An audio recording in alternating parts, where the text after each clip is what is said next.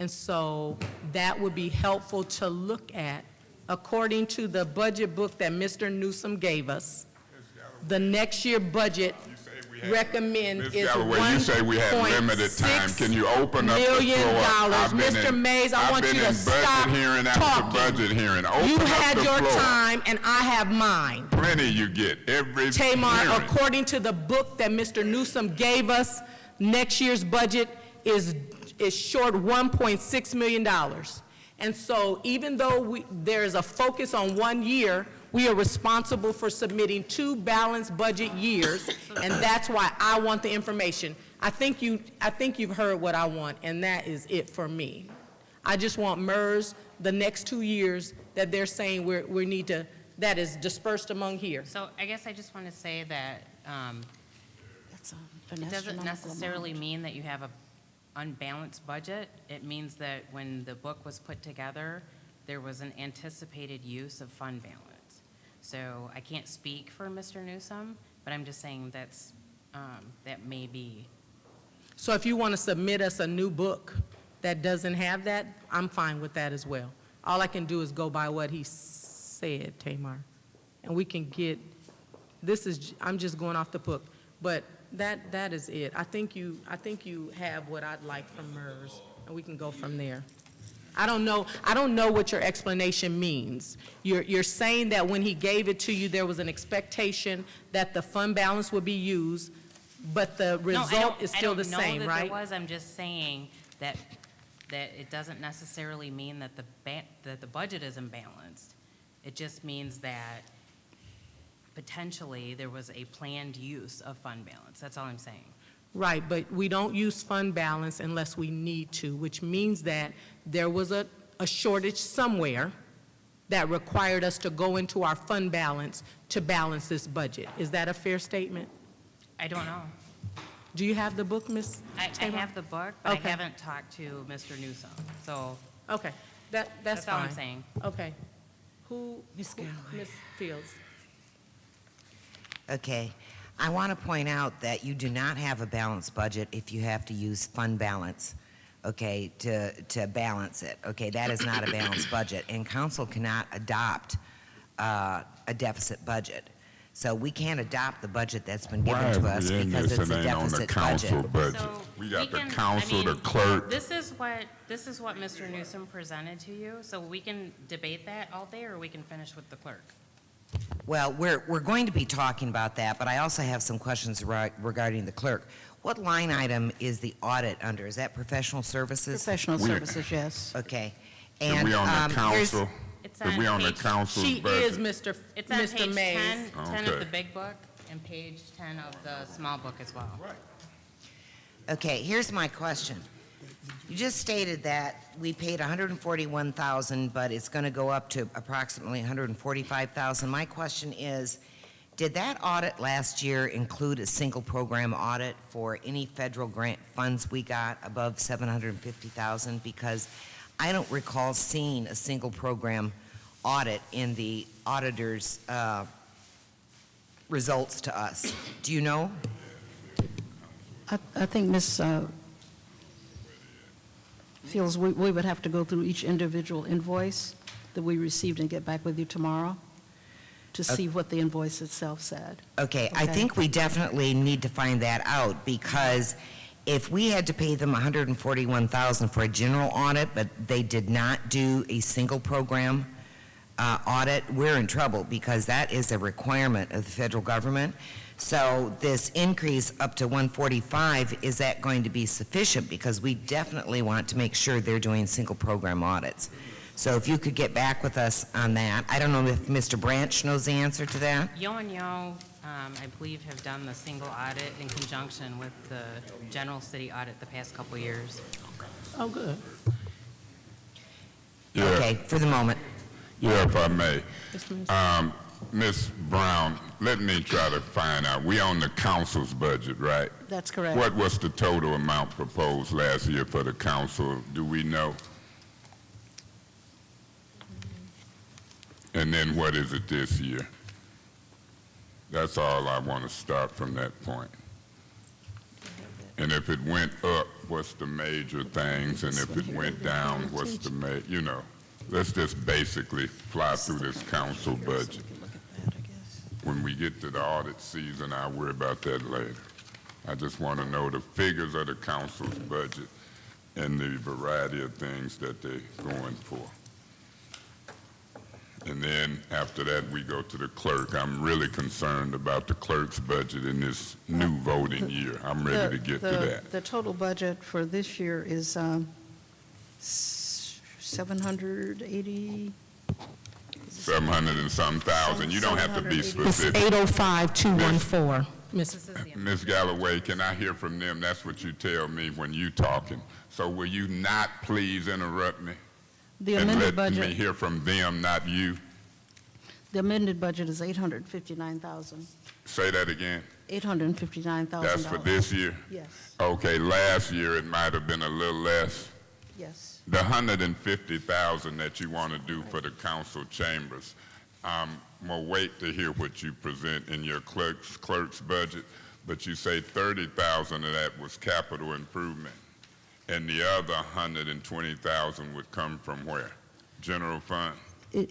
That's not added into our budget, it's added into Lee's budget. Lee's? in capital. Okay, so we So- wouldn't see it in the council budget. Right. But But you I just wanted you to know that the renovation would what commence. that would be. And each year, we will add to, do something else to, And to you're looking further at council redevelop. chambers. That's There's correct. some some Right. things need to be done. So forget that in the council budget, that's in another budget. The council budget, that's 700 and some thousand in the council budget. How much of it goes for salaries? You got Janelle, Jennifer, and Davina. point of information. It's 800 and some thousand. Ms. I'm Brown, Yes, ma'am. do you realize that the information that you gave Mr. Mays is not correct because it does Ms. not include the pension liability? Ms. Galloway, that can Mr. I do Branch my was line in? of questioning for me, and then you can do yours for you? If you want to do it now, I'll be quiet, and you can take over. But when I'm doing something, let me do it. If you want to talk, go ahead. When y'all get done, then let me do what I'm trying to do, please. Mr. Mays, Ms. Brown did not have the Let 600,000. Ms. Brown answer. You gonna have a chance to show us how smart you is. Just let us ask our questions. We know you got some sense. We got sense too. We don't need your help right now, please. You don't have the right Ms. figures. Galloway, please. You're wrong. We said, and I even walked away. Go ahead, Mr. Mays. You did this. This ain't the first hearing. Me and Maurice been sitting here. You've been doing this every budget hearing. Now, Ms. Brown, I was asking a question about the Davina, Janelle, and Jennifer. That's what I want to know. Those salaries. What you see there. The fourth one, I'm not even going to concern myself with it this year. I might want that back in the budget. They can wait another year for help. So I'm looking at those figures, and I want to know what figure. You say 39,000 was proposed for the new person. I might not even support that this year. I supported it last year. It might be better off spending your office. I'm going to see. But go ahead. Okay, as I indicated earlier, we did include the $39,000 for the new person Right. in our proposed budget of the $665,000 for the proposed budget. So there's three salaries for, that's the heart of, one of the hearts of our offices. And I would have to is- see what they approved. So right here is the council. This is what got recommended for salaries. 328? Just a roundabout figure for them three. What I was looking at, Mr. Mays, just for your information, would be not only the salaries, but the fringe benefits Yeah. also. But 344, 488 for the salaries. 344,000. And I believe it changed when they eliminated the other position. And that could be fair, and I'm not tripping off of it. I'm just getting a feel of council's budget. Now, our money would be in that budget as well, correct? Correct, yes. So you got the salaries, and most of that budget for council is salaries between council and the secretaries, correct? Right. And so when you add our salaries together, even with or without the raise, let's say 20,000 times 9, that's about 180,000. I don't know what that was with fringes and benefits this year. So if they got 300 and some thousand and we at 200 and some thousand, that 800 and some thousand is mainly council people's salaries and the 3 secretaries. I'm already up to about 500,000-600,000. So then the other money for council budget seemed like it would be like supplies and things of that nature, and that's the council's budget in general. All the specifics and details, I'm trying to see, is it something we want in there? Last time we talked about the ward accounts, that fell on deaf ears. I don't think we'll have staff people to help us because sometimes I'm dumb and need help, but I don't think we're going to explore like Detroit and Chicago and put staff people in. That'd go a good staff person for me, but I think we don't make enough for that guy to be my staff. So I got a feel of the council's budget. I will now listen and wait for the one I'm waiting for. I'm ready to discuss the clerk. I appreciate y'all indulgence. And that's all I got to say right now. Thank you. Ms. Fields? Ms. Lewis, whether it's the council budget or anywhere, you know, we continue on, I have asked repeatedly for a budget to actual. In order to know where we are going, we have to know where we are. Okay, and I don't know why you haven't responded to that, but any of these budget talks, I would like to see where we were with our projected budget for last year and where we are currently with budget to actuals. Is there some reason why you've not gotten me the budget to actuals I've asked for? Yes. So the proper protocol is for you to go through the city administrator. I don't respond to direct contact from the council. Mr. Branch. Mr. Branch? It's supposed to be on the budget tomorrow. Correct. You come to the microphone, please, sir. Wait a minute, Kate. We're not going to do that right now. I'm going to make this request, Well, Monica. wait a minute. They're supposed to be presenting tomorrow at the finance. The budget to actuals is a mandated charter requirement once a month. And so what I'm saying, Kate, is the charter requires that we receive a financial update on a monthly basis that's due tomorrow. It's supposed to be done tomorrow. So I'm asking that you would hold off on that conversation until after we see if it's going to be done tomorrow like it's supposed to. Is that okay? Is that something you wanted for the budget? It's required. No, I'm asking about today. She's asking about it today. Right. That's why I've asked for it before, Tamar, because unless we know where we are currently, we don't know where we're going to have a shortfall or where we're going to add to fund balance. I asked Mr. Branch, I asked you specifically, and so I'll wait for that tomorrow because it is mandated. But Mr. Branch, I hope he's paying attention and understands we need to see those budget to actuals tomorrow in finance. If I may chime in on that. That's what an actual budget. If I may chime in on that. Tamar, Ms. Lewis, Yes. Your Majesty. I'm sorry, were you done, Ms. Fields? Yes. Thank you, Mr. You were scheduled or prepared to do a budget actual report or something tomorrow. So it is my understanding from the city attorney that there has been something added to the charter since I was last here, Right. a year ago. And so I will comply with the charter, but I did not realize that you wanted that for the budget hearing. So tomorrow in finance, you can give something. As long as the administration is agreeable to it. Okay. And it's proper, so. And then we'll any- see if that charter allows leeway because I know a lot of stuff that's been violated under the charter. I'm in court on it. So I take the charter very seriously. Okay. So between now and tomorrow, I'll see what happens and what's required as it relates to the budget actual. But I'm still trying to get to the clerk. That's what we're here for. Right? Thank you.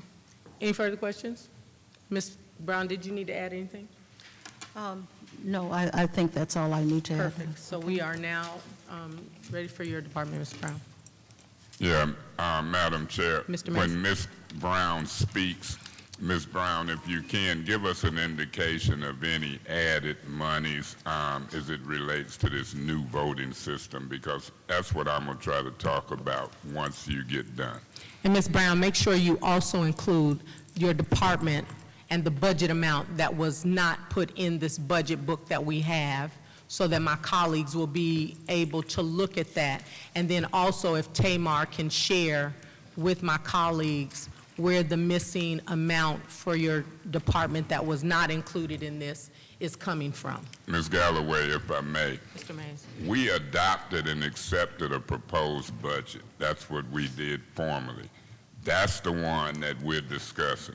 Any budget amendments, that's what amendments in my mind is for. But if you think about it, it's a part of the budget process where the mayor presents a proposed budget.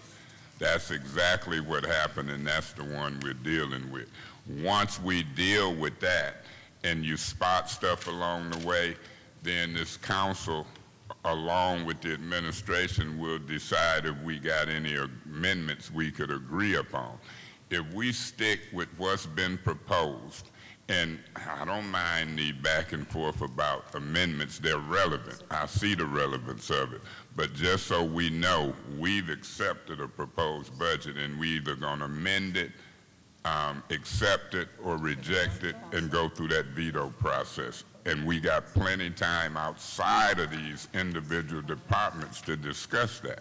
Mr. Mays, what you don't realize is that myself, Mr. Branch, Ms. Brown, Mr. Newsom, and Ms. Dumpre met in a meeting because the proposed budget that we have, inadvertently, they accidentally left out one of Ms. Brown's departments. So it's not a budget amendment. It was an oversight in the budget that we have. So the proposed budget that we have is missing an entire department. It's not an amendment, it's missing. And Ms. so I Brown. wanted her to share that with you Ms. all Brown. so that you all could I know. mean, not Ms. Brown, Ms. Galloway. Yes. How do you fix the oversight? You fix it with an amendment, correct? That's not what they said. No, they Well, how do actually you- are putting it in. It's So not let's an stop amendment. and pause for that. How do you fix it? You put it in something we done already accepted?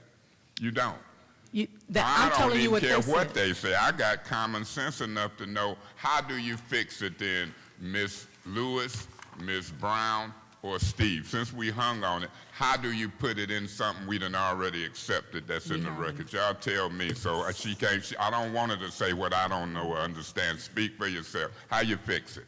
So the proposed budget, which is what this is, the final budget that is being asked for adoption has not been presented. So there is an opportunity to fund the election workers. So let me say this. I've never. Can you tell him, can you say Ms. which Galloway. department it is? Ms. Brown? Galloway, can I finish Wait, my I thought? just would like her to tell you I'm on which to something department here, it was. please. Which department was it? Could I give you all a little bit of historical background on No, this? I just want you to tell us what I department want you to was finish missing. hearing something, Ms. Galloway. I'm finna make a point, if I may. Never in the budget process, and you tell me, Ms. Brown, you've been here longer than me, have we accepted formally a proposed budget, and then somewhere in the process, we get another proposed budget? I thought it was proposed budget. We go through it, we change or amend, send it back, they veto, and we can override a veto. I've never seen two proposed budgets in one cycle. Now, if it is, let me know. Mr. Mays, if Wait I a could give minute. a Let her chronology on the budget itself, which would have been for the election workers. In the budget that we submitted to the Finance Department, we included $280,000 for election workers, okay? Because we wanted to increase the salary of the election workers. so that we're able to attract more dependable people to work the elections. So I can go over that information with you all at a later time in terms of what each chairperson would receive, what each vice chairperson receive, and that kind of thing.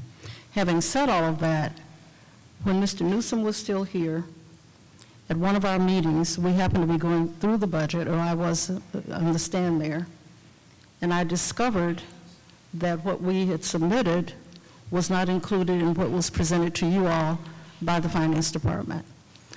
I brought that to Mr. Newsom's attention, and to his credit, before he left, he then found the money to insert the $280,000 where it should go under the election worker category. Okay? That's the chronology of what occurred. And so So it is in this budget? No, it ain't in the one that's on record that we accepted. No, it isn't. That's the start. So now I'm saying, I hear all of that, but it would be wrong to be inserting different stuff on something we think we're amending without amending it. And I'm just saying, I ain't never known that to happen. Now, if that's the case, if there was other oversights on what we accepted as the proposed budget, whether it's police department, fire, clerk's office, that's just a bad procedure. I think the right procedure was if we accept something and then you find oversights, that's exactly what amendments and changes are for. I've never heard this before, and that's all I'm going to say. It doesn't matter to me how we get to the end product, but the workers that I'm referring to, once you finish your presentation, I want to try to see what I'm going to say. But I just want to get through that because I'm like, I ain't never heard this procedure before. The other thing I would like to indicate is we discovered also that one of our part-time workers in the election division, we have 2.5 people in the election division, and at one time we had 4 full-time people. Realizing that we do have budget concerns and so forth, and that all departments have to do budget cuts, we have worked with 2.5 people.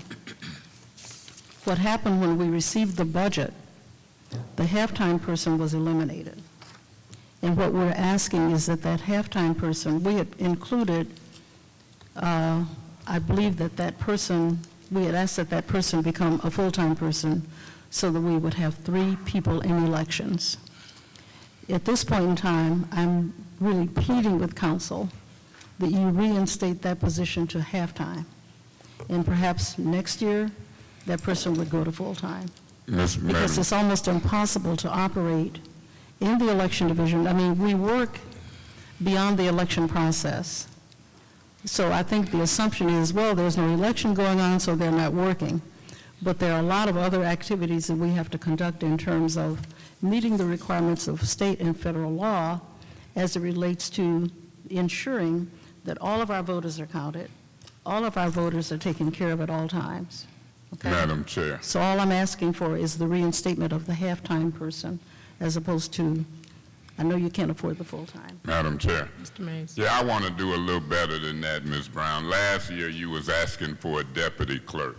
This is the year I want the deputy clerk, if you still believe it. The half-time or part-time person, I don't want them half-time or part-time. I want them full-time. I wouldn't care if you bring me a proposal for a deputy clerk, 2 full-time people, because I'm looking at putting another 100,000 or more in that budget because we've got the new way of voting. It's called, Jocelyn Benson over at the library called it early voting. She called it voting by mail.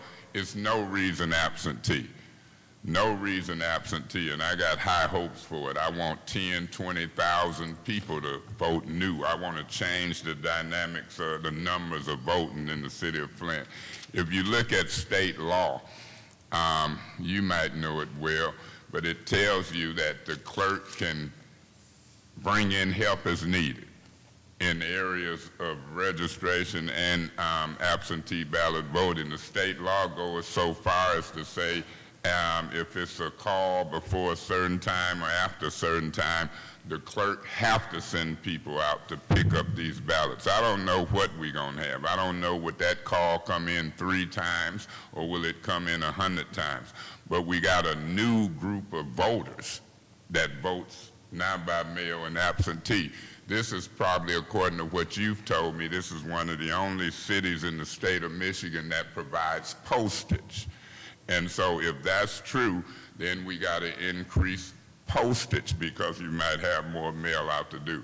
It's some cities and villages and townships that they send everybody an absentee, whether they use them or not. We ain't at that level yet, and hopefully we don't get there. That'll be a lot of wasted paper from my view. But as far as applications, people 18, 19, 20-year-old voting now, and I want our clerk's office to be a model for the state of Michigan.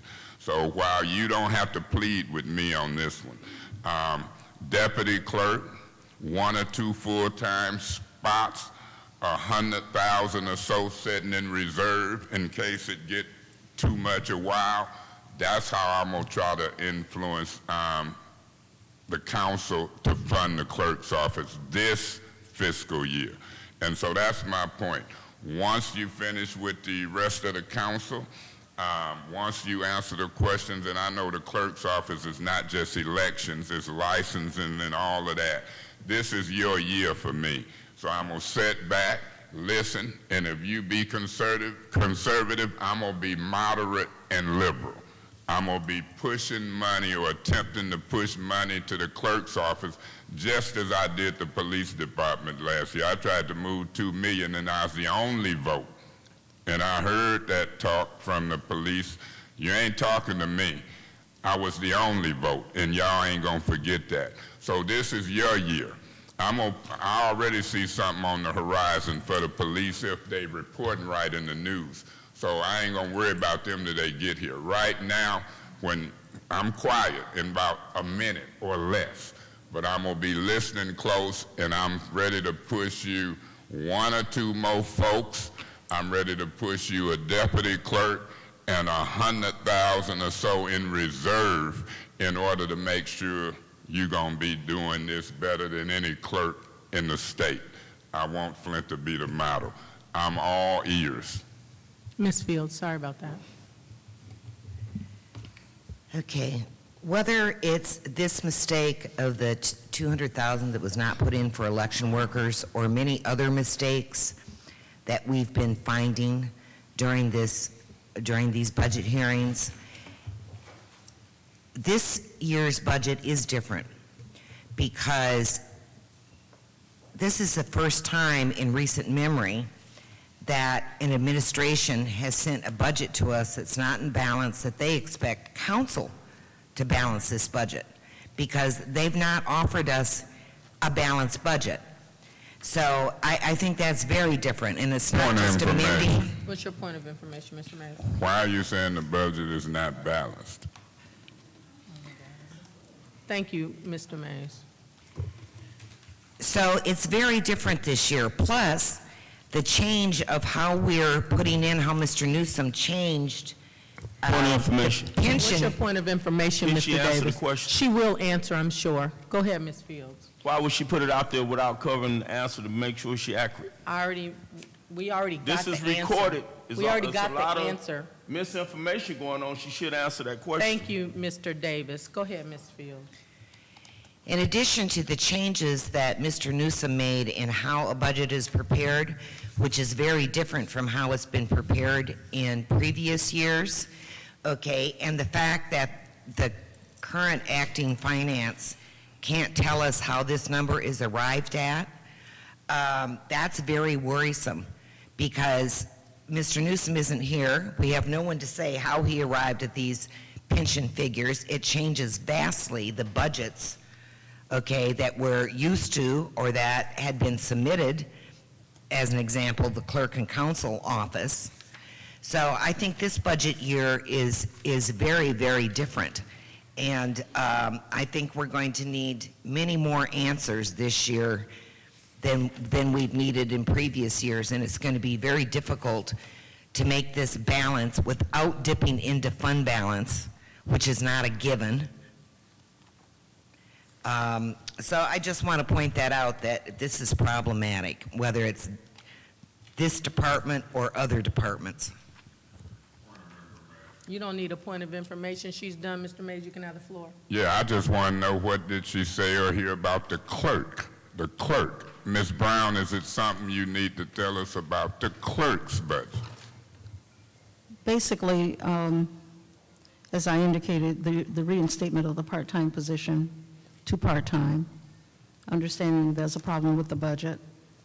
But in addition to that, I should point out that with the election that's coming up in March, which is a national election, presidential, what we've included in this overall budget would not only be August and November of the upcoming year, but March is included in this particular budget also. And in response to Mr. Mays, and Mr. Mays, I appreciate your being sympathetic to our office and so forth, but I would have to indicate also that even though these laws have really assisted individuals who need to cast absentee ballots and so forth, there are still some things that the Secretary of State's office is looking at as it relates to ensuring that the law is being upheld correctly. And even as a result of today's election, which we did not have an election today, the state is going to be looking statewide at the various things that may have occurred today as it relates to absentee ballots. So maybe what you think may be going on may not be happening. So I think it's going to be kind of like an ongoing process in terms of putting things in place. Yeah, but Ms. Brown, you usually returns money from your budget each year. And I will continue to do that. And I would to rather show be that we safe than manage. sorry. So And I that's appreciate just that. me. I'm only one. I'd rather put money there and be safe than sorry. But I'm all in favor of the deputy clerk. I mean, I need a deputy, somebody to train for myself. So you've been around. You are a valuable record keeper for this city, and I heard you talk about records and library. I'm telling you, everybody who know you know that office can use some help. And if we have to get space and compile and put stuff in microfiche or whatever, this is the year. This is the year. So I'm just saying, the departments this year, I done picked that department out. I done picked it out because of elections. I done picked it out because of record keeping. I picked it out because it was ignored last year, in my view. So this is the year. I don't care what nobody say. You done proved to me that if you don't spend it, you'll give it back. Right. But I'm not going to have you running in here chasing 20,000, 30,000, or 100,000 in the middle of no elections or no other democratic process. This is going to be the year. I don't care if it's in here with colleagues or if I'm talking to the mayor and Steve Branch and them. I don't mind folks voting no on an amendment that's going to come. It's going to come, and it's going to come if I have to draw it up and print it myself. It's going to come, and then I'll draw the lines and see if the legal and others will approve it as the form. All I'm saying, Ms. Brown, when it comes to elections and getting that division straight, this is the year. When it comes to licensing and whatever, tell me what you need. This is the year I'm paying attention to this operation. I'm even letting the council office go a little bit for this operation. I'll let the council chambers go for this operation. This is the year of the clerk. Ms. Brown, did you have anything else? No, that's it. Okay. Well, thank you very much. Thank you all very much. Thank you. So, Ms. Brown, Please. as you leave, I'm sure we can talk privately. My position ain't your position. So if I don't hear from you on a wish list proposal, I'm going to create it myself. Thank you so much. Thank you.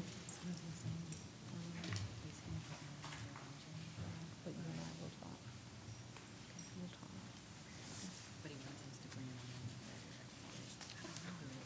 Madam Chair, or alleged chair, through you to Steve. Steve, you hear what my tone is on that?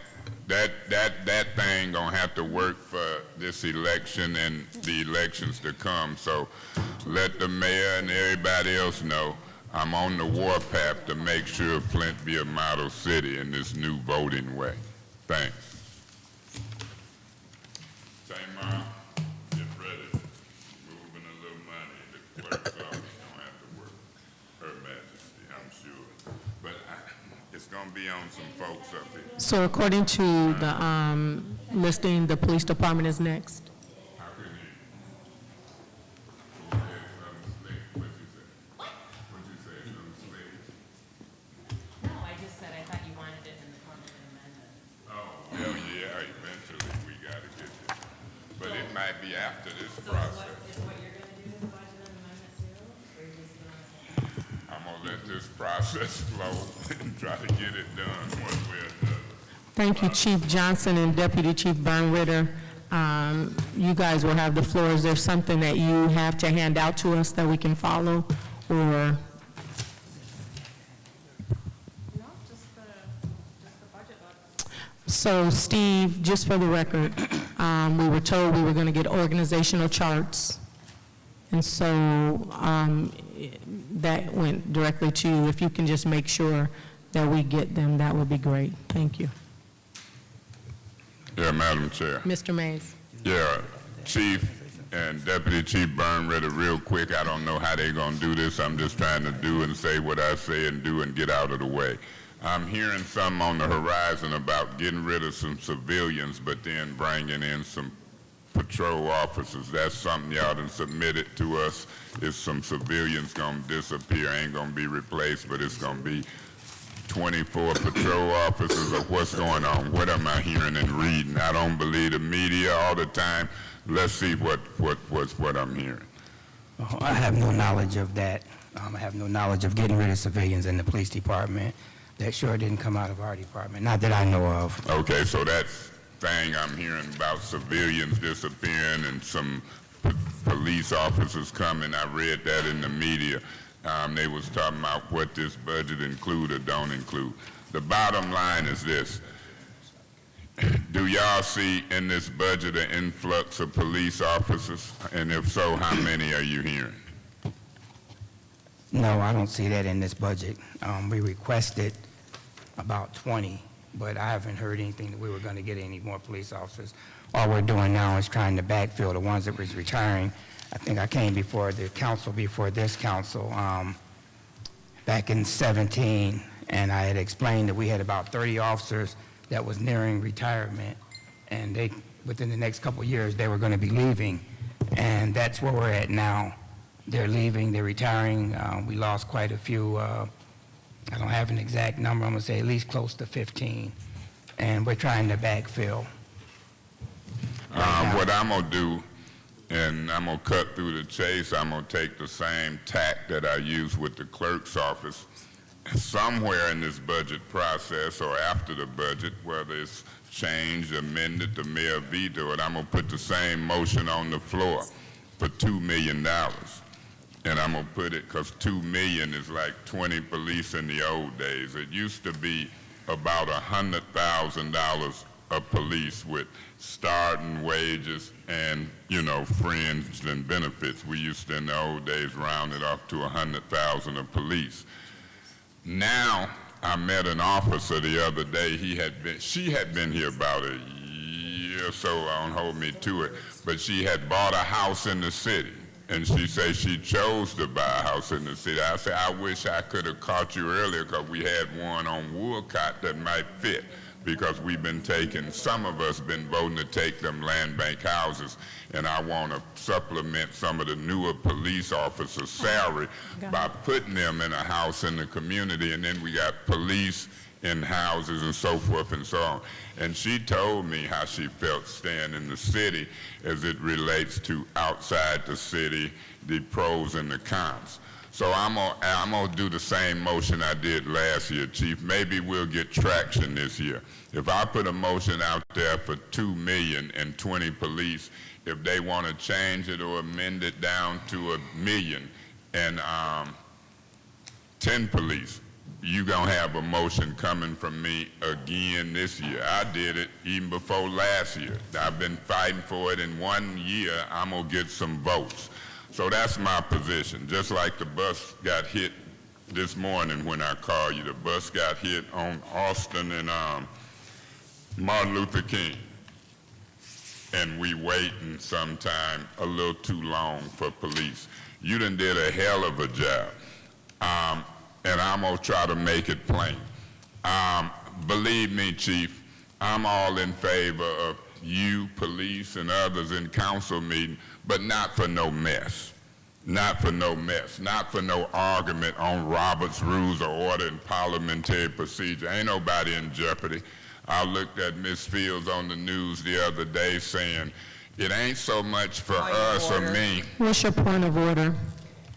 Mr. Mays is not talking about the budget. Oh, I'm talking about police, yeah. Well, Yeah. Mr. Mays, I'm asking that we would not do a political agenda. Well, you If you can want ask to it, talk but to it ain't the, gonna if you fly. want to This talk was to on the the chief, news. let's I'm not gonna talk about to that. the chief the way I choose. Can I say this? Can I say this, please?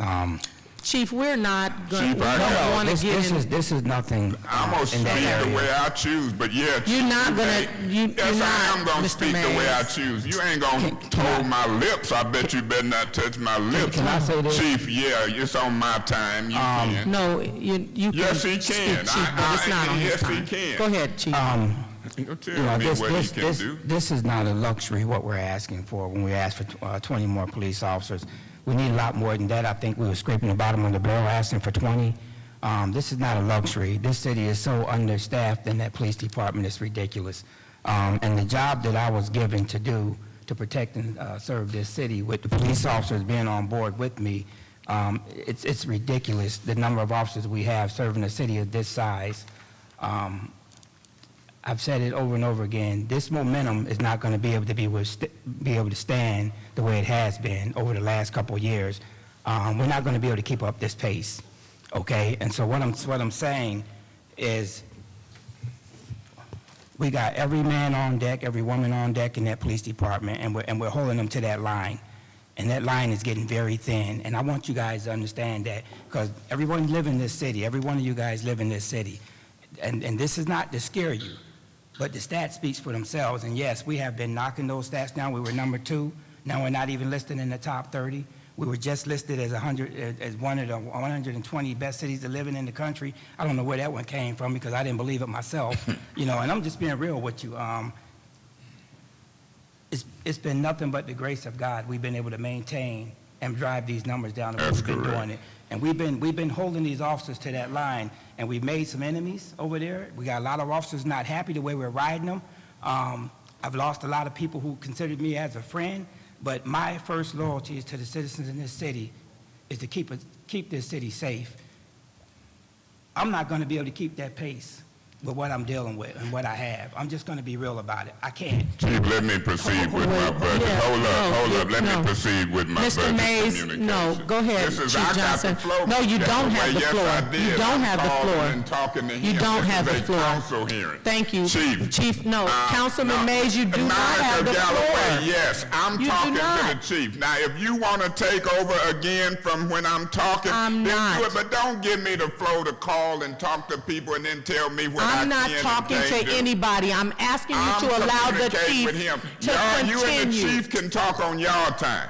That's how it works. This is his time, Mr. Mays. That's correct, and I Our got time the floor. is if we want to call Ms. back. Galloway, this is why you got a police chief here. Now, I'm not going to argue with you over rules. You're not. And But I'm not going to gonna- let the chief When I get finish the floor, what he's the chief saying. can talk And on you my will get time, the and floor You can afterwards. let him talk on your time. Go ahead, Chief Johnson. Mr. Johnson. Mr. Chief Mays, Johnson, you may are I out of finish my line order. of questioning? You gonna end up being, it's gonna be between me and him.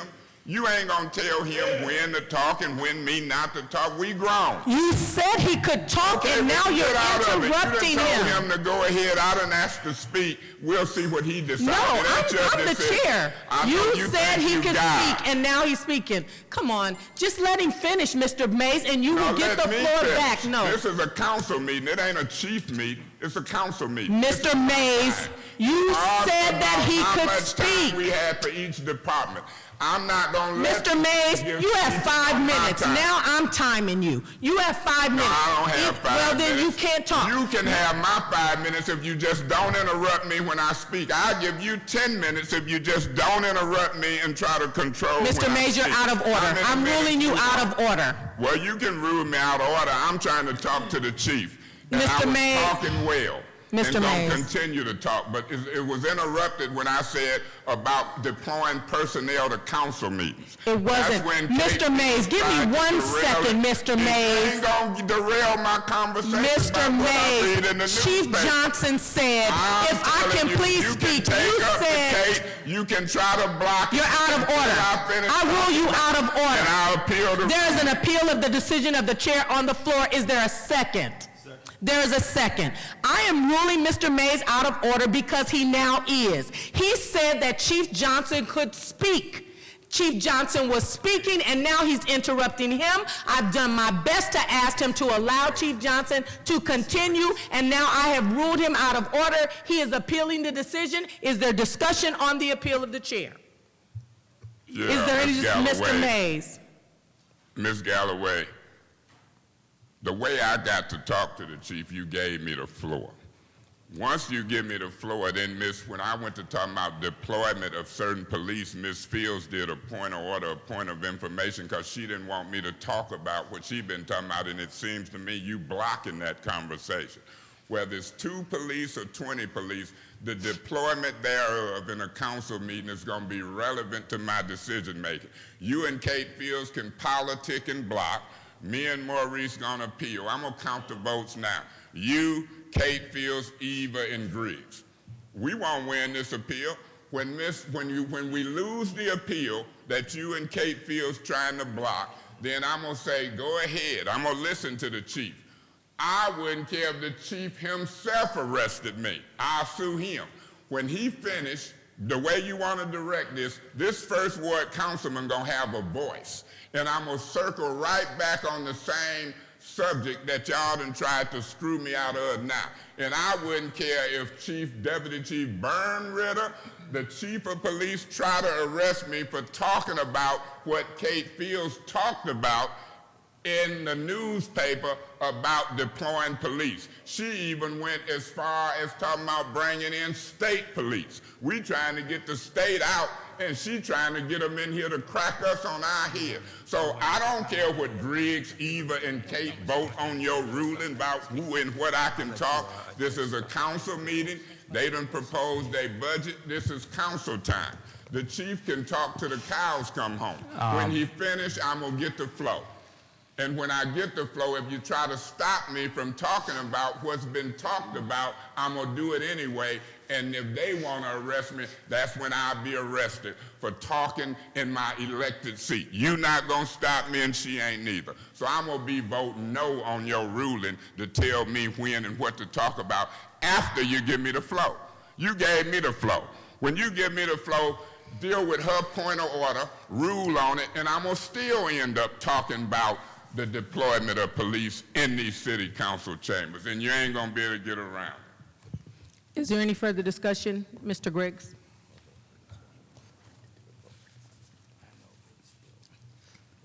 If we don't enforce the 5-minute rule, Mr. it just flat goes to chaos. Mr. Griggs, we're on an appeal. On an appeal? Yes, sir. Never mind. Okay. Any further discussion on the appeal? I just want to wrap up by saying this. Yes, Ms. Fields did do a point of information. We had gotten past that. Mr. Mays had gotten the floor back. The chief said, wait a minute, let me just say, and then Mr. Mays said, Chief, you can speak on my time.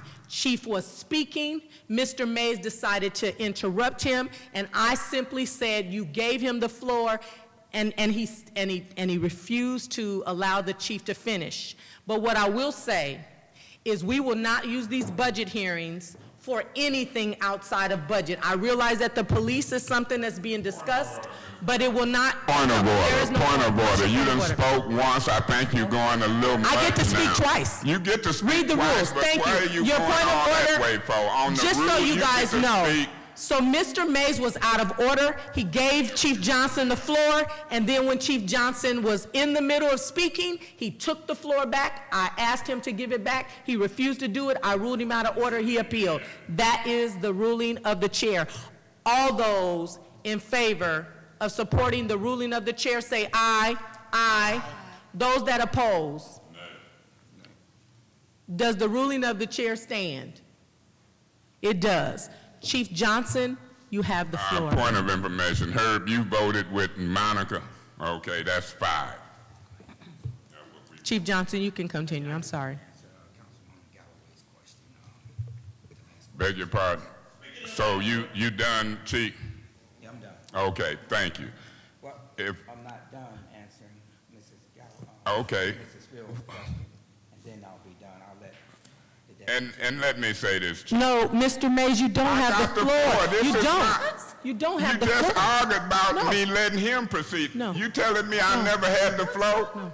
I don't care how they vote. I had the flow. You gave it to me, and I start engaging him. Now you done interrupted that. You shouldn't have had nothing to say when me and him was talking. Ma'am, Ms. Fields asked me a question at the side. Now I got No. the flow, answers Chief, for it, Deputy if Chief. that's- Y'all Wait, doing this Chief wrong, Burnriver, appealing to Chief her. Johnson, Now, we come went on, through y'all all of police. that We because got you rules. said you still had something. I can't go through this with Mr. Mays. He's No, I'm an unreasonable. elected If you would official. like You to ain't finish going your through nothing with me statement, when I we got can the get right to ask some Deputy ask Councilman Mays, questions. please. What are you please, talking about? please. Point of order. Point of order. Finish Point of order. what Councilwoman Fields asked. Do you still want, We're gonna finish it right now. okay, would you please? Well, would you? Point of order. What's What your are we point of doing? order? I got the flow. You don't have the floor. I did have the Chief floor. Johnson has the floor. Who got the flow? Chief Johnson, you I'm just talking about lost as your a council appeal. person. Any council person can call up a department head. That don't take me away from the flow, Ms. Galloway. You gave me the flow. I went I to didn't. talking to him. Now you gonna switch the rules and I say didn't. he got the flow. When did I get it took? What, for the point of information or point of order? That don't lose me the flow. You haven't lost the floor, Mr. Mayor. Well, then let me proceed. You're You stay out not, of he's it. not done, and at this point, you have been ruled out of order. You only get one Well, tell warning, the chief Mr. to Mays, arrest me and then. you will be, no, we don't Well, have to tell him to have- arrest me No. because you can't give me the flow and take it in the middle of my line of questioning. And I'll take that to court. You, the chief, the deputy, or whoever, you can't continue on Mr. film. Mays, you are now disrupting the meeting. Okay, I'm gonna say point of order. You out of order. Thank you, Point sir. of order. What's your You point? out of order. I'm when not. you give me the flow, I got it. I Mr. can ask Mays, you any- lost your appeal. I ain't lost Would the you appeal. stop That was talking? the appeal on You- him speaking. I rule you out of order I already. You appeal lost the your ruling. appeal, and now I'm ruling you out of the meeting. Now you're out of the meeting. There's an appeal for him to be out of the meeting. Is there a second? It's moved and seconded. Look, you guys, Mr. Mays lost the appeal. We know that he gets the floor once this is all done. He continues to disrupt, and so that is why I ruled him now out of the meeting. Is there any further discussion on him being removed from the meeting? Madam, So if we can Wait get a back minute. to the Well, answer. we're in the middle of an appeal, Tamar. As soon as we're done, we'll let you know. Madam And so, Chair. Mr. Winfrey, I'm confused because I didn't realize that this was an official council meeting. So I was not under the impression that we could do appeals and all of these things. I do think that we need to extend common courtesy to each person, whether they be council or whether they be right here, the department heads. I would not like to see my colleague being ushered out or asked to leave a meeting that he should be at. I don't think it should go this far. I understand your frustration, but I don't see how we can go through our parliamentary procedures when we really don't have an official meeting going on here. So if I can just ask my colleagues to indulge me, and let's get it back to order. We're spinning our wheels on things that's not necessary. Now, I know they don't need to be here all evening. They got other things to do, as we do. So let me just request this. If I can get my colleagues to withdraw their appeals, let's go. I understand. May I finish, please? And then let's go, now I voted the way I should have voted. If I can ask that we withdraw the appeals, let's hear what Mr. Mays has to say, let's finish up what the chief has to say, and then move forward. Can we do that? Because we're wasting our time. Thank you, Mr. President. Is there any further discussion on the appeal? Ms. Fields? I believe that Mr. Mays should be removed because it's been very clear to anybody who's been sitting here that we can't get to the business at hand, which is talking to the police department about their budget. And public safety is a really important issue in the city of Flint. I have 2 pages worth of questions for them, and I don't know at what point in time I'm going to get to ask those questions.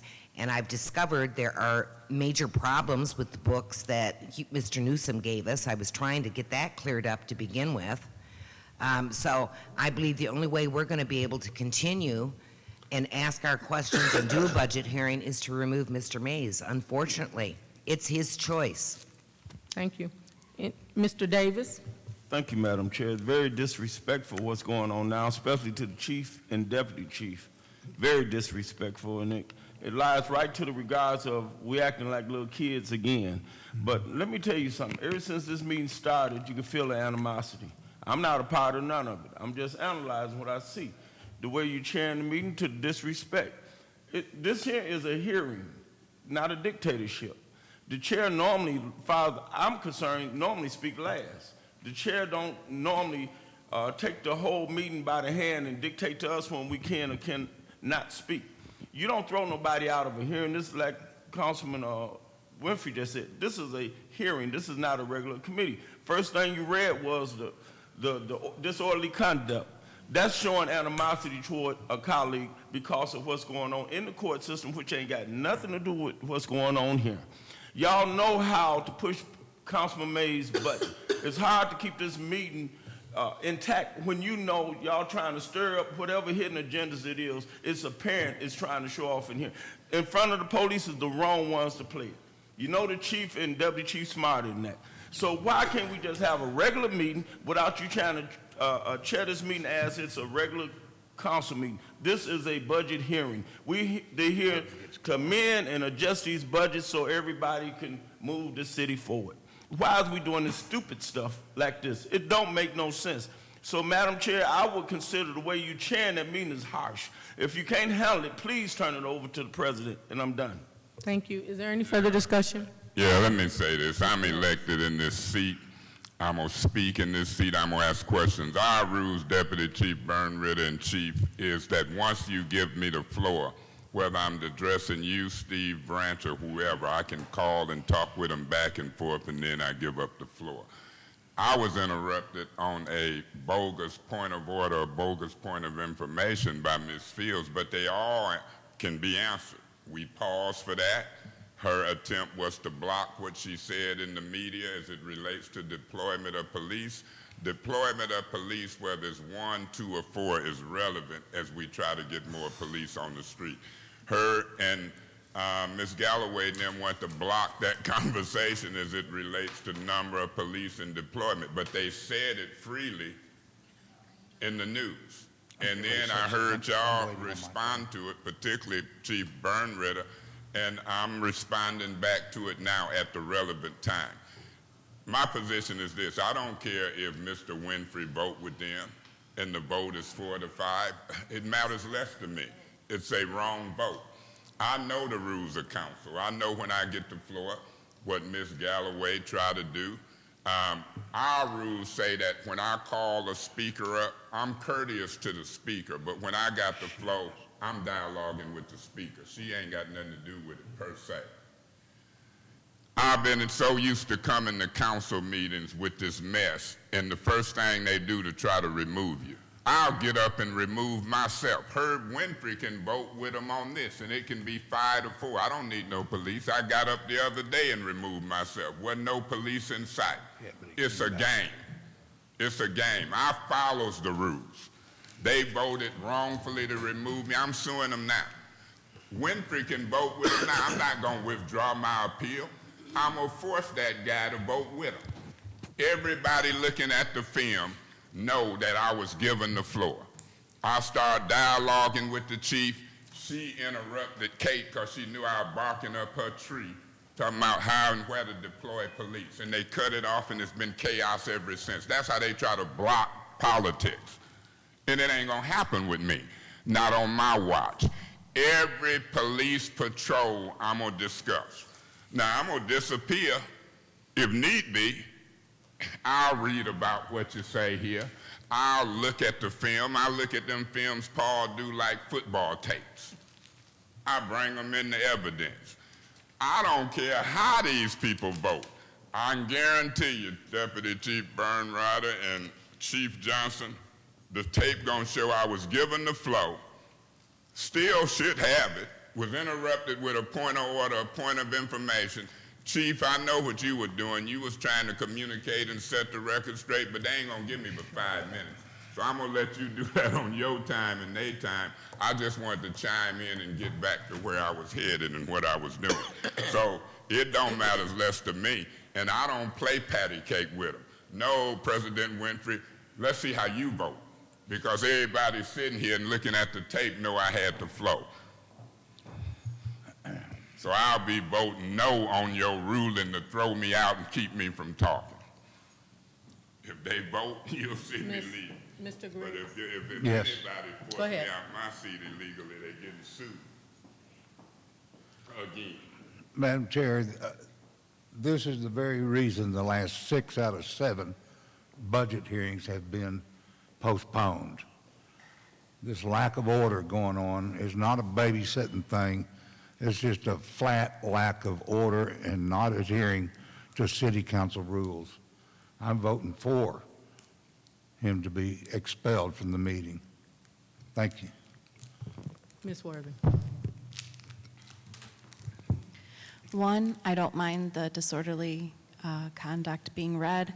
2, there's only one person that's out of order. One. I've not heard of anyone else having to be removed in the almost 2 years that I've been on this city council.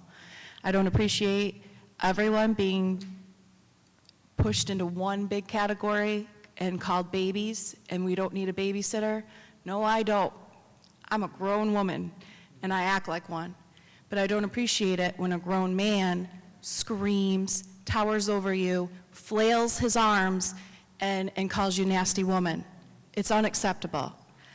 So I will be voting that Mr. Mays needs to leave. He won't stop. He won't stop. He didn't have the floor. That was very clear. Mr. Johnson didn't even get to finish what he had to say, and then all of a sudden he has the floor. This isn't the Mr. Mays show. This is called a budget hearing, and it's a council meeting. I just want to end by saying it was never my intention to appear hostile when reading the disorderly conduct. But it is clear that we don't have any protection. And so, according to Ms. Wheeler, and I will read her email, you need to read the disorderly conduct. And I said, what does the definition of disorderly look like? And so in an effort to try and make these meetings as orderly as possible, Mr. Winfrey, I'm doing what I was advised by the attorney and the police department so that we can govern ourselves. What is your point of information? You arguing the appeal your last time? I am. And you done took it to this way? I am. And so will you Thank you, Mr. Mays. Now I got a point of Okay. information. Define what you say the city attorney is telling you to do, because you now speaking saying the city attorney is telling you to do this? A person is, I asked the attorney to dictate or define what disorderly was. And it says, you guys are leaving? Without, oh, well then if, thank you. Well, that's okay. If he's, thank you. Mr. Chief Johnson, are you ready to continue your budget? We're not asking you to help us in any way, but we want to do your budget.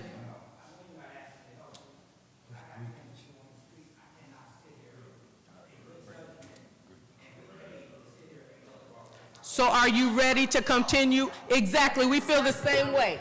You have an hour and a half. I'm ready. You've left your chair. There's I no, can leave my chair and come back to it. I ain't spitting what you talking about. You're not gonna nitpick me and try to keep me quiet when I got the floor. We gonna see how y'all vote. It ain't gonna be illegal to appeal the ruling when you got the floor. I wish they had a left, because I was gonna be trying to throw me out from that. I would- I had the floor. That's what we voted. I'm willing. And I know I just want to say for the record, and you gonna say Angela done told you to do this. I'm telling you, Characterizing I'm telling the you city attorney. that the police department and the attorney said that this council is responsible for governing themselves. And part of that is understanding what disorderly is and is not. So we right now appealing your ruling that I didn't have the floor. No, And no, you no. said- That's what the Oh, appeal, honey. you throwing me out for, No, you say I didn't have the floor. no, that's not true. That's not true, Mr. Mays. But what if you You are ruling me out of appealing, order you for- are appealing Ms. that I have Galloway, put you you out out of of the order meeting. now. No, You Mr. out of Mays, order you now. asked for clarity. Yeah, and that's You what I'm are asking you for appealing now. being put What out is- of the meeting Yeah, for why am I getting put out? Because I didn't have the because floor? you are disrupting the In meeting. your opinion. Now we appealing it. That's your opinion. Look, So guys, tell specifically look. the disorderly. Don't tell what Angela said to do, because Angela ain't here. You guys. So do you guys understand? No, I want you to repeat the appeal. You are appealing being removed from the meeting, that I ruled you out of order because you are being disorderly and disrupting the peace of How? this meeting. That's what we want to know. How? You're By saying, continuing to speak I had and the we floor. can't hear the speaker. Oh, okay. You lost your appeal already before that. This is That's different. correct. Now we Okay, gonna thank you, see Mr. if I Mays. lose. You don't get Ms. to speak Galloway, anymore. Please. Thank you, Mr. Point Mays. of information. There's no point of information. Oh, it always You had a your point. That's second where the speaking. point of information. What is your point of information, Mr. Mays? Because You out of order, Ms. Fields. What Point is of your order. point of Over, give order? her warning. What is your point of order, Mr. Mays? Quit No, discriminating. Mr. Mays, you don't get the You gonna get a floor. black folks day one, All in but the favor white of folks supporting do the what they ruling like. of the chair, say aye. Aye. Those that oppose, Nay. I oppose. I don't you want- oppose. Okay. So the appeal is lost. So now the question. So where does that put us, Mr. Can I Winfrey? proceed? Somebody needs to proceed. I need to proceed. I had the You flow. choose. I can't choose Mr. Winfrey because I'm choosing and he's refusing to do what I say.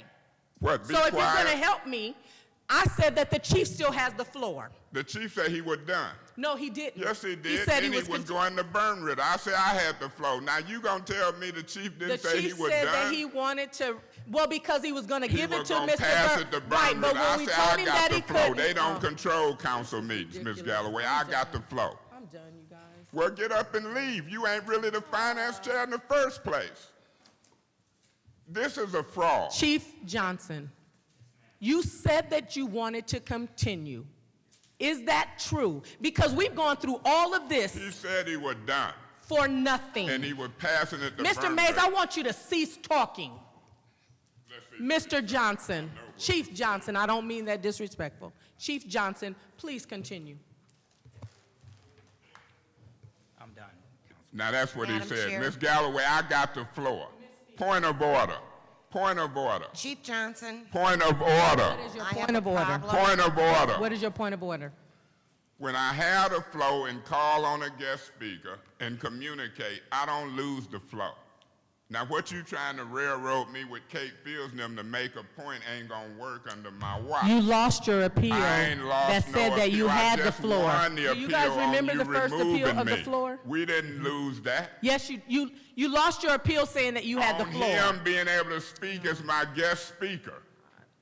I called him. The record gonna show you gave me the flow, and you trying to get around it. Mr. Mays. You want to give me the flow, Mr. then Ma- give it to no, the chief, Mr. now Mays. give it to Kate. You Mr. want to Mays, dance go around. ahead. Thank you. 5 minutes. Thank you. We could have been done. Thank you. Go ahead, Mr. We'll Mays. wait till she finishes. Don't Miss- start my clock Miss while Fields, she's Miss talking. Fields, She Miss all out of Fields. order. Kate Warn her Fields. white butt. Miss Warn the Wi- white people. Throw the white You are people out. warned, Miss Fields. Good. Give her another one. The next one she gone. Go ahead, I'll Mr. vote for Mays. Your that. time has Gonna started. Mess with black folks. Your time has Let started, white Mr. folks just Mays. act the Go fool. ahead, Mr. Mays. It's crazy. I know what I was saying. and I'm going to continue. I've said whatever it takes, I'm going to say it. Kate Fields on TV talking about bring the state police in here. Monica and them backing her up. We had 4 police up here one time when they should have been out on the street. Metcalf to me wasn't the right guy, because I was chairman, and I would ask Metcalf to remove these females, white folks and black, he wouldn't move. But whenever these folks told him to come to me, he up at my seat saying, come with me, and if I resist arrest, it's a felony. I don't resist no arrest from no officer restricting my freedom of movement in an elected council seat. I could care less if she leaves. I said it publicly, it went viral. You got some nasty folks on this council. Now, this didn't have to turn nasty. All this had to do was me talking about police. And I was about done, but they didn't want me talking about what Kate Fields said on the media. They perpetrating a fraud, and I'm going to use my 5 minutes to talk about it. Them 5 minutes going to say I've been called a racist from people in this seat. Our rules say no personal attacks. Ain't checked them once for calling me a racist, obtuse, a misogynist, narcissistic. There she go. There she go. There go both of them go. The record will show them 2 white women and held a press conference on me. A press conference right in these chambers talking about he racist, he misogynist, he not. And guess what our rules say that Monica Galloway ain't enforced yet? No personal attacks on individuals or institutions. Joe Fike, the media, ain't nobody wrote about it. But, oh, it's a day coming, June the 3rd. We in court. I done filed for $300,000 against what Metcalf and others done tried to treat me differently. I'm a fighter. I'm a fighter. Mr. Winfrey, I appreciate the vote. You voted right, but I swear to God, I ought to get up and walk out. That's what she come in here for, to try to get me put out, acting a fool, showing off in front of police. Just dead wrong. Ain't no 5-minute rule in this hearing. I'm just going along with it. You hear that, Maurice? You got 5 minutes. It's the first. We've been in hearings for every department, and guess who talked the most? Kate Fields and mine. I sat out there in the audience. What is this, showtime? Showtime. Chief, I congratulate you and the department for what you've been working with. I will put the motion on the floor. I put it on the floor now. I move that we allocate $2 million from the general fund balance to the Flint Police Department. Not so moved. There's a motion. Oh, we don't. You can't. That's null and void.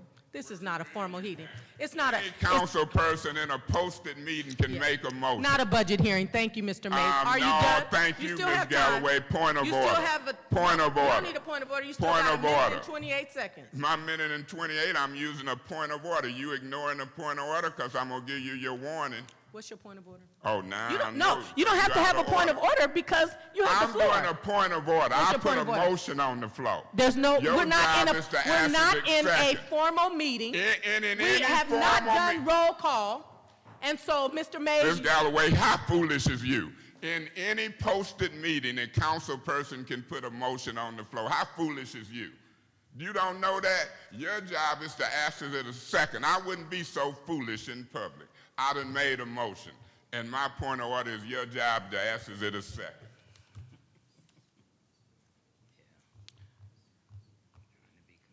So, Point of order. Is you asking, is it a second? I'm not. Okay, We're then not you in out a- of order. we're That's not your in a- first warning. I received my now warning. I'm going to appeal the ruling of the chair. There's not an to appealing ask of the it a decision of the chair on the floor. Is there a second? It's been moved and seconded. Just so that you guys know, we are not in a quorumed required meeting. We are not in a meeting that requires us to do anything. What is the word called? Where we vote on, move. We're not in a moving meeting. We are not in a regular council meeting. If he made his motion in a committee meeting, he could only make his motion to forward on to I make a motion that we do a resolution, all things necessary, out to council. So, just for the record, his motion is inappropriate, it is out of order, it is not appropriate for this setting, and that is why the chair has ruled. Is there any discussion? Yeah, Madam Chair. Mr. Mays. Madam Chair, you sound crazy. Anytime you post a meeting, and it's a public meeting, the public can attend, not only do the public have a right to speak, see all these public people?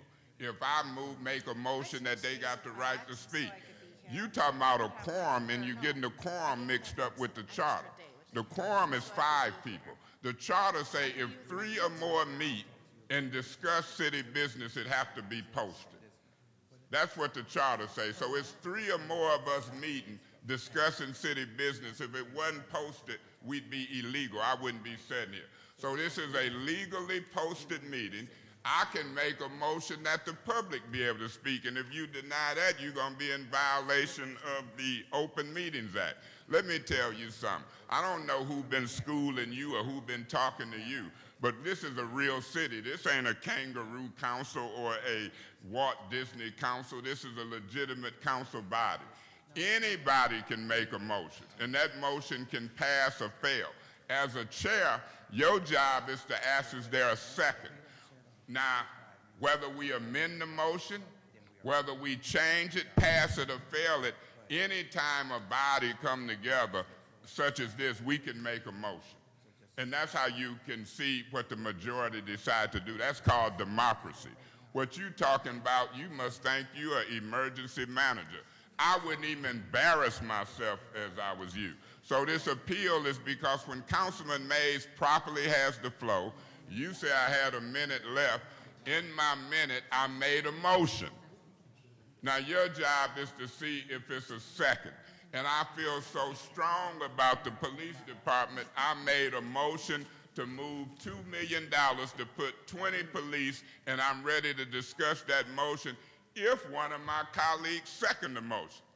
I don't care if we ever get to discussion on it, but you're not going to tell me in my elected council seat how to talk, when I can make a motion. If you knew your job as chairman, your job, and if you don't do it, you're out of order and should remove yourself. Your job is to say it's a motion on the floor.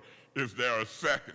When we get in discussion, if it's second, then you can argue why not to do it and all of that. But you out of order right now, and I appeal you, and I appreciate the second. I don't care how Eva and them vote. Madam Chair. Mr. President. Yes. I think it's a good motion, but as I said before, we're not in a formal council meeting or a formal committee meeting, and I think that matters, Councilman Mays. And you may be right, but I just don't believe that that's right. And I could be proven wrong, and if I am proven wrong later, I'll admit it. But I don't think that we can carry on in this hearing the same way that we carry on in a regular council meeting or committee meeting. I could be wrong, as I said, but I don't believe that I am. Point of information. What's your point of information? You realize what the appeal is, whether or not she got to ask, is there a second? Yes, I understand that. But moving back, we had 2 of our, not the police chief, and the deputy police chief, I believe, Deputy Chief Burnwood, had got up because they were ready to talk about their budgets. They came back, and we're still not talking about their budgets. And we find ourselves in these areas, and I think we're just spinning our wheels. And I'm saying, can we get back to some kind of order?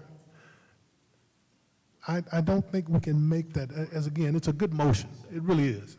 But I think in a committee meeting or in a regular council meeting would be the proper forum. Again, if I find myself wrong, I'll say it publicly, but I don't think that I am. And I'll just end with this. Did anybody else have anything they want to say? Mr. Davis. Yes, according to the rule, Madam Chair, anytime there's a motion, you should acknowledge the second just for the discussion side, whether it's proper or not proper. That can be but another thing that we need to know is this is a budget hearing. These are not actionable times. Resolutions are actions that the council is taking. We are not in a meeting in which we are taking action. And I'm really disappointed that my colleague would use this time when we know that as a council, we have the ability to amend the budget. He doesn't have to make a resolution. He can amend the budget. He can say where that $2 million comes, and he can put the budget to the finance director, and she can make it happen, and then it comes before this body. And so we are not in a moving meeting. These are hearings only. And so, but all in favor of the supporting the chair, say aye. Aye. Those that oppose? And it fails. And so, we, And in 30 seconds, you said. I'm an aye. no. That's what you said. You took- you Before used the your appeal, time. the You appeal used your- don't cut into that time, Nope, Ms. Galloway. but you were sound still like talking. a fool. I'm gonna give you a minute and a half, and You don't you know give what? it to me. You need ain't to giving it to me. you I need- got elected. This is my job. You ain't giving me a doggone thing. I dang near cussed. Mr. Mays, I'll be glad when Mrs. a real Galloway, you man talking, comes in here you still that on is the not on the phone, police you department, still on the that phone. Be corrects you, quiet, 'cause you be are quiet. a It mess. ain't your And time. you got a It minute ain't and your a half. time. Here you go. Count out loud if you Speak. want to, but be quiet. Speak. It ain't your Speak. time to talk. Be quiet. You ignorant. Now let me say this, Ms. Galloway.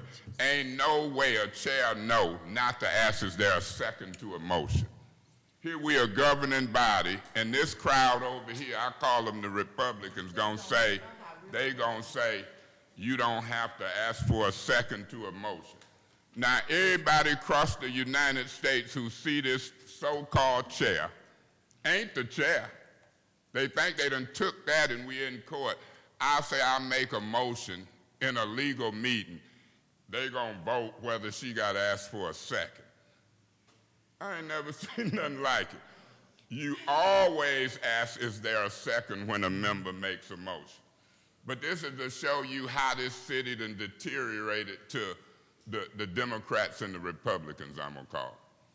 Now look at the Republicans. In a democracy that's being videotaped, a member make a motion, they gonna argue and fight whether she, as a chair, or me or anybody have to say, is there a second? Oh, they knew it was gonna be a second, or I knew it if they didn't know it. But that's that side of the aisle. You see, folks ain't here. So that's the city we're in. Chief, I made my point. I was the only one voted last time for $2 million. They done highlighted my point. All this to do because I'm making a motion to try to start pushing y'all some money. They done amended to $200,000. They done amended to $1 million. Mr. Gilchrist, I'm proud. I done did it again this year, but I don't know where I was gonna end up at because I had one council support, Mr. Davis. I don't know what this side of the aisle was gonna do. I know how you feel about money, but my position is this. I feel a certain way about public safety. When I have police calls and have to call the chief and have Mr. Mays, to call please wrap up. 911, Ms. Galloway, let me say this. You said this was a hearing. You say over and over, this ain't a regular meeting. We ain't got no 5-minute rule. You're done, trying to Mr. Mays. bull- Your time is you up. trying- I almost cussed. Did someone else have a Politics. question for the Point chief? of order. I appeal the ruling of the chair putting You're the done. clock on my You're done. black butt. Just- You and Kate Fields done went for hours. Y'all say this ain't a regular meeting. You're picking and choosing the Chief rules. Johnson, I have a question for you. Point of order. Based on... Point of order. Based I on appeal the our, ruling of the chair. Point of order. You're A done. clock ain't been in the play on nobody Chief but my Johnson, black butt. are you aware Point of the book order. that You we must stop received? for a point of order, Ms. Galloway. If you don't stop and take my point of order, I I'm don't going have to to. continue to talk. I don't. Point of order. You out of order. This is your second warning. I'm Chief asking Johnson, you to I hope you remove can yourself. answer my Ms. question through Galloway, you Mr. out of order. May's Remove question. yourself from the meeting. I Point of noticed order. that in the Point of book order. that Ms. we Galloway, have. you What is your gotta point of respect order? the point of What is your order. point of order? Ain't no clock been used before. Mr. Mays, And you I'm acknowledge appealing that the you had ruling of a the minute chair. and 30 seconds. Point of You're order, done. Ms. Galloway. You're done. You ignorant. You ain't gonna dictate this meeting. When I say point Chief, of order, please you don't leave, stop. because I have And you ask questions, me what's and I'm my sure this point of community order. does. If you want to But make I am a glad mockery that out the of chief of procedure, police and the deputy I chief such is and here. Such and I such and such. It's called Politics 101. That's what it's called. Politics 101. You ain't no dictator. You don't run this city. We run it. We say point of order, point of information, make a motion, we appeal. I am asking and you ain't guys to gonna hold be on for 1 second. I you ain't have Donnie legitimate Early. questions. You ain't Donnie Early. Point of order, appeal, point of order, appeal, point of order. You don't run nothing like that. Appeal, point of order. Appeal, point of order. Until you learn what a chairmanship Chief is, Johnson, you ain't really the Mr. Mays, for the Appeal, record, point of acknowledged order. that he had a Appeal, minute and a point of half, order. You'll be sitting and here his by minute and a yourself half in went minute. on, Appeal, and then point of after, order. now he wants to make Appeal, a point of mockery. order. I'm making And a so I'm mockery out done. of you. I'm done. Appeal, point of order. God Thank you. bless you. Amen. I hope you end up being done totally the way you done tried to jack this city around. Chief Johnson, based on the proposal that you guys have, there is 16 police officers that are being added from last year to this year. I'm finna leave. And then Point of those are order, full-time point of police order, officers. point of order. And then the civilians are Chief, we being got decreased your from budget. The mayor 14 got your budget. to I ain't 10. studying what she talking about. And She so ain't the my chair. question is, that What is your an question? additional That's what you're trying to 16 get through. officers. Your question and everybody else's don't And mean so nothing. based on what it And looks so like based here, on- I there don't is an even know what additional we still sitting 16 here for. officers being added full-time. Is that What are we correct or sitting not? here for? One person to be a dictator? Is that what we sitting here for? Chief, I don't even know why y'all cooperate Ma'am, with that her. is She a out of order. proposal that She's was- out of order, Deputy Chief Burnritter. She's out of order. She don't run the council. She's no dictator. Why It is my y'all hope, it is my cooperating hope with that her this video so-called goes viral, dictator? because this is public safety, which Mr. Mays is sharing is the most important thing that he thinks for this community, and now questions are seeking to be asked and they cannot. And so, based on this book, it says that we are going from 112 full-time police officers to 128, and civilians, we are going from 14 to 10, and that is in this proposed budget that we are currently working on, and next year's budget as well. I wanted to know, and that's on page 5. Yes, ma'am. I think that that is a proposal that was submitted during Mr. Newsom's tenure, but not reflected in the current budget. So that's confusing, because according to Mr. Newsom, these figures represent the budget that we were given. And so I say that to say, if you guys made a proposal according to the budget that we have, your request should be granted according to that. And so if that is the case, I guess it would be said that I am bidding you good news. And so the question will become, we may not be able to dive into it now, but Deputy Chief Burnritter, whoever does your budgets, maybe if they can look at the fact, because this is a book that was given to us by the administration. Yeah, And the so concern- it is not supposed to reflect, because, prime example, the clerk and them lost some positions. And so if this is not correct, if you guys will check it and see what needs to be corrected and see where your budget needs money, that would be very helpful. Go ahead, Mr. Chief Burnritter, if you had something that you wanted to add. The issue then becomes in the next line where it reflects the civilian positions of 14. That is a significant reduction, also which is not reflected in the budget, which is my understanding. These were points of discussion that were held several months ago about different ways that we could manage the budget and how it is formed and fashioned. And I discussed it with Rick Johnson, who is our financial coordinator at the police department this morning, these numbers. When, unfortunately, the thing that started this entire charade was Ms. Fields asking me a question about these numbers. I got up, and I apologize for that, but I got up to confirm the fact that what is reflected in the spiral notebook is not what is reflected in the budget, and it is the budget that is what the chief and I are familiar with, because that budget, the spiral notebook reflects a loss of 24 civilian positions, which is also not our understanding of what is in the budget. These were discussion pieces from several months ago, not what was brought forward in the budget. Okay, so what is your impression of what your personnel is? For all intents and purposes, the budget reflects a status quo. There is a flex of 1 or 2 individual. Right, but what is the status quo? Because the adopted budget that we have, as far, and this is, I'm just asking you guys because this is very confusing. We're supposed to be able to use this, at least the way that I was told. We're supposed to be able to use these numbers for people and equate them to the budget that is presented to us. And so if that is not in fact the case, that is the very reason, chiefs, that I requested the organizational chart, because the organizational chart shows people, it shows salary. And so if in fact this was only what you hoped for and not what you were given, then that makes the budget even more confusing to me. The police officer full-time FY18 amended budget number is where we sit today. So you're saying the FY18 shows 125 with 111 of police officers and 14 civilians? I can speak for sure to the police officers. The civilians, I think that is accurate. but I That can't is say 100% accurate. sure.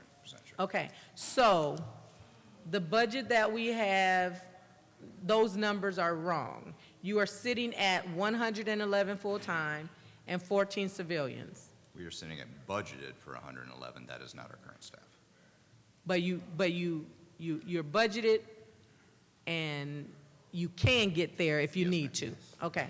And then on part-time, according to what we had amended budget FY19, you were sitting at 63 with 9 part-time police officers and 54 civilians.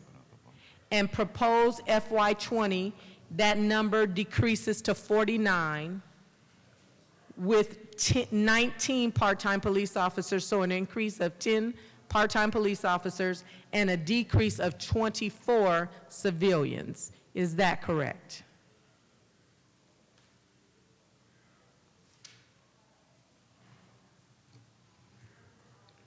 I don't know where the decrease in civilians came from. That was not, No, it's a decrease. that's what I'm saying, decrease. That's not correct. Okay, so how many, do you know what figure that you guys have for your part-time police and civilians? Part-time police, I believe, is what, 8? I think we're slotted for 8, but we don't have a total of 8. We have a total of 5, if I'm not mistaken. Okay. So what about the civilians? I'm not Is that 54 anywhere near? That civilian number is as high as it is because it encompasses the school crossing guard program, and there's a large number of those. School crossing guards. Mr. Davis, you can chime in at any time. I don't want you to think I'm monopolizing. Well, thank you, Madam Chair. My concern, Chief, is the needs. According to this budget, last year, I don't know if we budgeted an adequate amount because I know what you're going through. So is it a different than what we have proposed? Does that encompass the needs, what you had the concerns earlier about? I think last year we actually stayed status quo. You have to turn your also. mic on, Chief, I'm sorry. There you go. It was on, wasn't it? It's on. There you go. Thank you. I think last year we stayed status quo also. You still got to talk in the mic. Last year we stayed status quo. We didn't increase in police officers. We just backfilled. Right. When they retired. So actually we haven't increased in police officers since I've been here, since 2016. We just backfill. As they retire, we try to get those positions filled in. Right. Yeah, so as far as increasing in the number of our staff, that has not happened. Not since I've been here. Did you amend anything in this budget or not? We asked for it, but it was like it was just not in the budget. It was not in our budget, or, it was not made available that we can actually increase our numbers. Well, some kind of way we're going to have to get to where we can increase them numbers. Exactly. We have We're going to have to. We have to. Even the way we're fighting crime, this pace will not continue, not with what we have. And I'm already seeing the effects of it. These guys are working 12-hour shifts, not 8-hour shifts, but 12-hour shifts. And when you mention overtime, nobody wants overtime anymore. We used to fight for overtime, but they're working 12-hour shifts, and they're. I mean, What would be an adequate budget increase if it was? I would like to see 20 officers, at least 20. So, Mr. Davis, can I just, Ms. Lewis, can you, do you mind taking what the chief is asking for and telling us what that actually cost? Is that okay? Is that all new? Chief John, yeah, can you tell him what, I think we,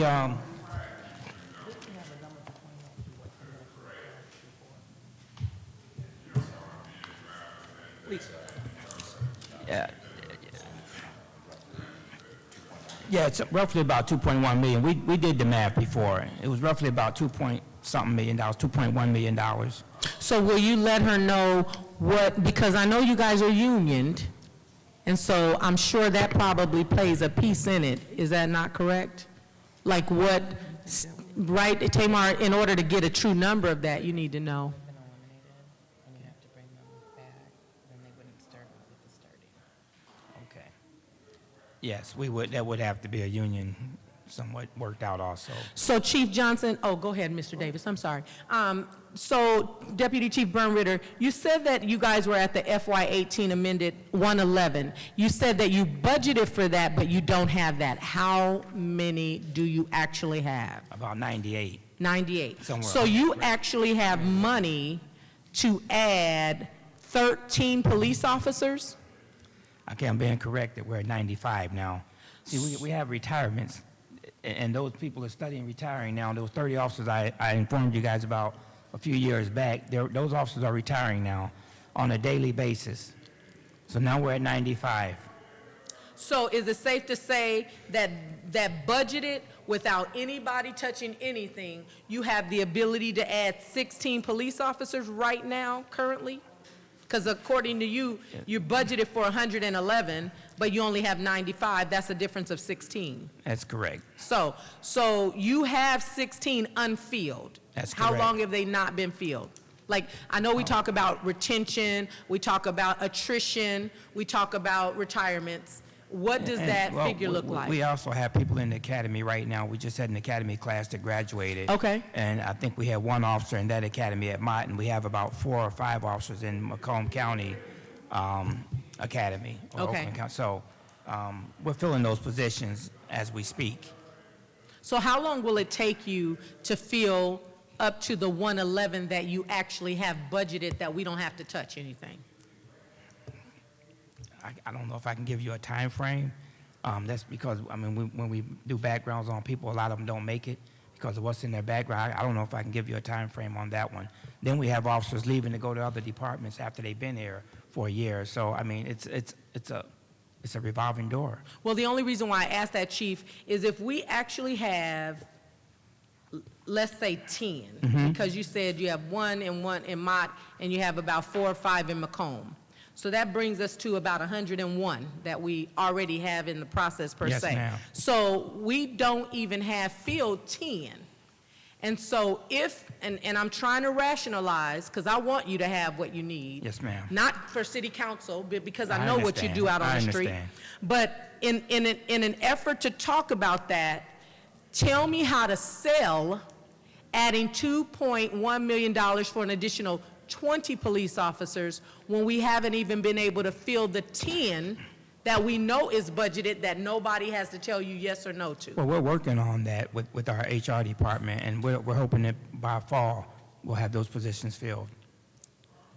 So by fall, so if we Yeah. add in an additional 20, and the reason why I'm asking this, Chief, is because it's one thing if we're at our full capacity, that we got everybody in the positions, and with that full capacity, we're operating and we're seeing the results.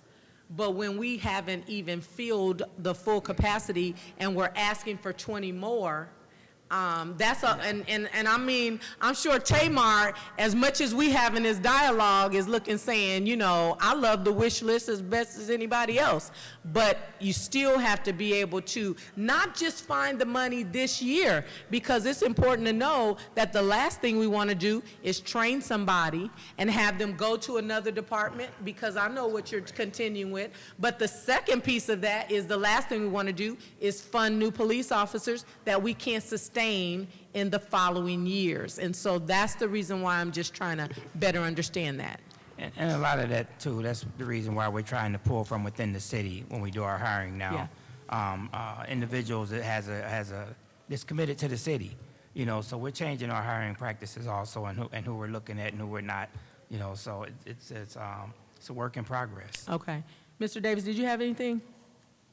I guess we got to figure out a sacrificial way to come up with the budget so the department can function like they should. Because that's hard, Chief. You got to have that manpower out there. Some are coming, and I'm getting complaints, and we all know how hard it is. And the pay is so minimum, it's hard to keep the people because y'all training them for township and other municipalities. They come to Flint as the training ground. That's exactly what's happening. So that's a catch-22. We got to have the pay up. It's going to have to be some sacrifices made, but they got to be made immediately. So I'm all on board, whatever means necessary. We got to do better this year. I'm done. Thank you. So, Chief, the only way that I know, there's a lot of questions, and I'm not going to take up a lot of your time, but I went to the budget that was proposed last year, because I don't know how my colleagues do their financing, but the only way that I know to do is to go back to what we did and see if those numbers correlate, if there's any wiggle room in that, since that was actually adopted and accepted by the state. And so for me, if I stay within that purview, I should be pretty safe. And so when I looked through all of your departments, I went over the wages and fringes, the supplies and operating expenses, and the capital outlay. By the way, what is capital outlay? Is that for our capital improvement? Okay, because only certain departments had it, and so I didn't know how that was determined. Like, how do they determine which departments actually take part in that capital outlay? It would be what the department requests. Oh, so is each department given a dollar amount for capital outlay, and then they just go down? And the reason why I asked is because I went through some parts of the book, and when we adopted, there was none. And then the proposed today is some. Oh, you do? Thank you, sir. Mr. Newsom, in heated discussions between he and I, changed the rules, if you will, last year, and he wanted each department to have a budget that was all-encompassing. And as an example, if the heating and cooling fails in the police department, last year that was borne on the budget of the maintenance department under Mr. Benzik. He directed that we put that under our budget so that everything that the police department could possibly need, from the light bulbs to the bulletproof vests to staffing and wages and everything in between, be built into our budget. So that is the direction that we moved in. So that is what you are seeing in ours, and I don't know what's in other departments' budgets if they got that message, but we tried to build in all of the things necessary for us to sustain ourselves throughout the year. And it is no secret that our infrastructure, our building, is in disrepair. Yes. And has not had maintenance done on it in any sort of regular fashion. Right. So we tried to build an intelligent maintenance budget and repair budget into that, and that is what you're seeing there. Okay, and I'm glad because just so you know, I don't know what everybody else did, Chief, but I went through line by line and adopted, proposed, decrease, addition to look at it. And so when I looked at the overall budget of what we adopted and what is proposed today, there was a difference of about $1.6 million saved from last year's proposed to what's being, last year's adopted, to what's being proposed now. And so I'll get with you all, because if that is actually the case, that's why I thought that possibly the extra officers that you asked for were there. And so, if there is in fact $1.6 million that you actually adopted last year, that should be available to you in the proposed year, and of course, we have to look at some other things. I'm trying to better understand our liability from MERS and the retirees, because it looks like that's large now. I'd like to see if we can possibly get you what you're asking for based on what you already did last year. That could get, go ahead, Tamar, I'm sorry. You had, oh, you didn't, oh, okay. I didn't know if, and I'll give you guys a copy of this. I don't have the best handwriting, but I think I did it in a way. And the reason why is because I think it's important for morale. I think that, Chief Johnson, I know that you burn the candle from both ends of the no question. Chief Burnritter, you're always available. And I think that when you have people that don't want overtime, speak something. But I'd also like to see if we can get creative too, because one of the things that I've wondered about is if we looked at how much overtime a department is doing, should we be able to create a balance instead of people working overtime to actually funding? And I know that that's not like a easy fix, but if we can go back for the last 3 or 4 years and show that that overtime has been consistent, we should be able to show that we have some sustainability with some officers that, in my opinion, would give those other officers quality of life. I think that based on, and Chief, I just want to say, on behalf of the residents that I serve, you serve them all, it is truly a miracle that we have not seen some of the things that are happening in other municipalities, and it could very well be us. The fact that we have been spared the safety of our officers and the safety of how our officers are responding to the people that they're going into. I love cop shows, but it makes me nervous. My heart pounds when you're going into an environment where you really don't know. And so the fact that we haven't had casualties on that side, I don't know all the stats, speaks volumes to what your people are doing. And the fact that they're working probably some of the forced overtime and they're still maintaining that sharpness to go into environments that I can only imagine can be hostile and could be questionable, speaks volumes. And so if you guys are willing to work with me to look at what your overtime has been, to see do we even have flexibility in that area to create a better work balance life for you and your officers, and even look at Chief, and I don't know all the things with your, what are they called? Unions.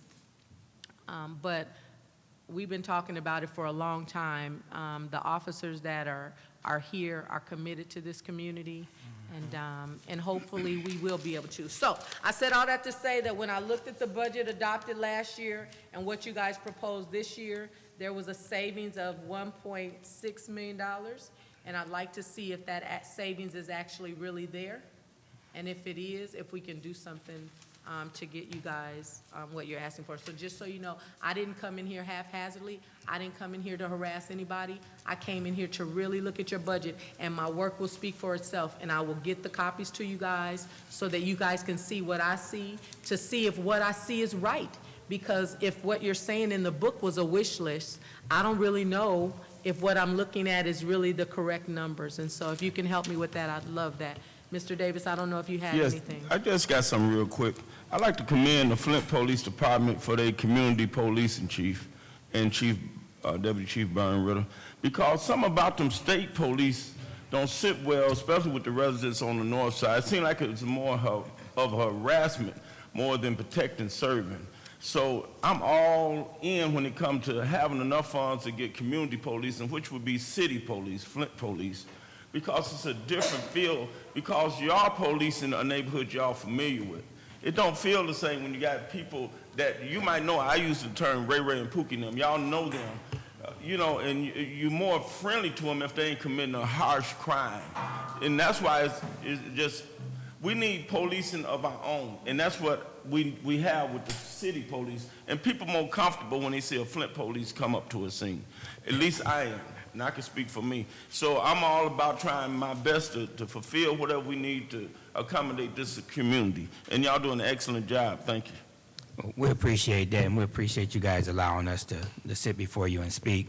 And it's not by happenstance that those police officers are out there and the way they're policing this city. It's train, and train. And we're pushing in that area. And you're right, Councilwoman Galloway, for what's going on around the world. I thank God that we haven't been confronted with some of those situations. And actually, let me back up. We have been confronted with some of those situations, but we've been able to overcome. Without actually taking one of our citizens' lives or shooting somebody to prevent a crime from being occurring. So it's about the training, and it's about the sensitivity of the training that we try to give our officers to make sure that they understand that these people, we work for these citizens out here. I used to, I probably shouldn't say this, but I used to say when a citizen told me that I pay your salary, I used to say, you don't pay me enough. That's when I was an officer. But in this position, it's a true statement. They do pay our salary. And if they don't vote, we don't get what we need. If they don't come out and support us, we're dead in the water.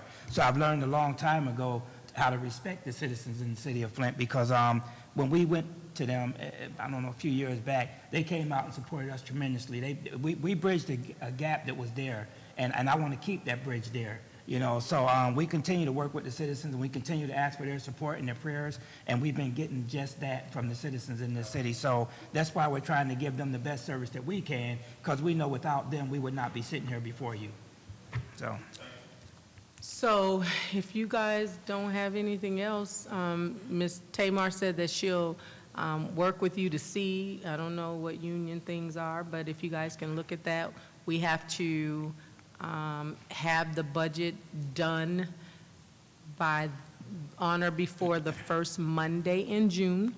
So we have roughly about 2.5 weeks. What is that? 4 weeks, is it? 4 weeks?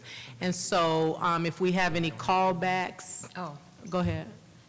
no, Chief Johnson was asking if he needed to come back. Yeah, if we have any callbacks, it'll only be, based on, okay, here's what we have. And Chief, this is the thing that I want to say, or I have a question for you. Have you had any conversations with Mr. Branch and/or the mayor or whoever is looking at the budget to get more police officers? And if so, what has been the answer? Well, with Mr. Branch, Steve has been very engaged in the police department and in the intelligence center, how we're actually doing smart policing now. We're using technology. To fight crime, and Mr. Branch have been actually in the intelligence center, looking over the equipment that we're using, looking over how we got it set up, and he's very well engaged in what we're doing up there. And so as the mayor, we have every Monday we have department head meetings where I put things out on the floor of what we're doing and what we need, and she's engaged totally in what's going on. And matter of fact, a lot of it is a push.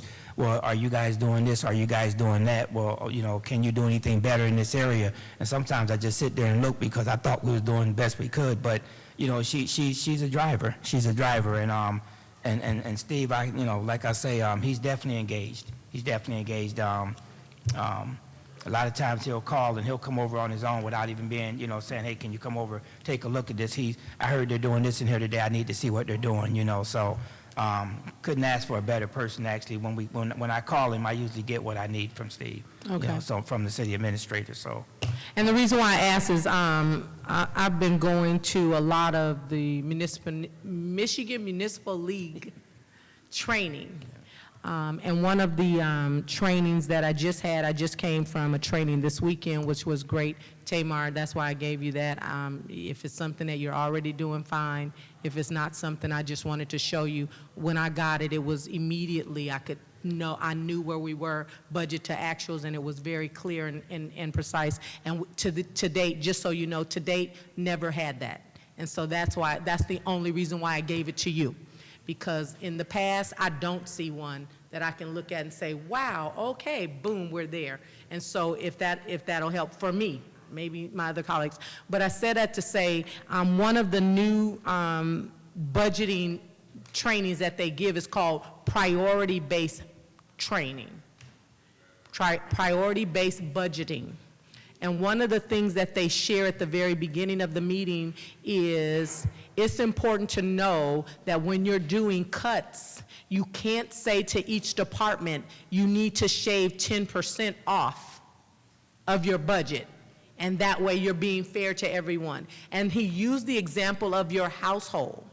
And he said, if you shave 10% off of everything in your household, your home would be foreclosed and your car would be repossessed. But as much as we laughed, I never thought about it like that. And the point that they were making is there are areas in your budget that cannot afford the across-the-board cuts. And so for me, it spoke to public safety, if you will. And I realize that public safety is the largest part of our budget, but it's also the very thing that drives and protects our whole community. And so it is my hope that maybe more department heads maybe will even consider that training to see where they're holding on to pots of money that they really need to do a better job at managing. And so with us knowing where we are budget to actual for previous year, just to speak on what Mrs. Fields was saying, the reason why that's crucial to me, I can't speak for her, is because if I can see what we're doing now and I can see where we started out with revenues and expenditures, then I can look at what our new revenues and expenditures are and see if those numbers line up and if we're able to really stay within it, or if I'm looking at the police department and as much as they're trying because of what's happening, they've increased more than we budgeted, then that means that we can say, oh, we need to pull from here. You guys still got a lot of money left over, and we're almost at June 30th, and they need more money. So that's what that's for. So I want to thank you guys for coming. Appreciate you having us. And we'll be talking. Thank you. We appreciate you Thank guys you, sir. having us. Thank you.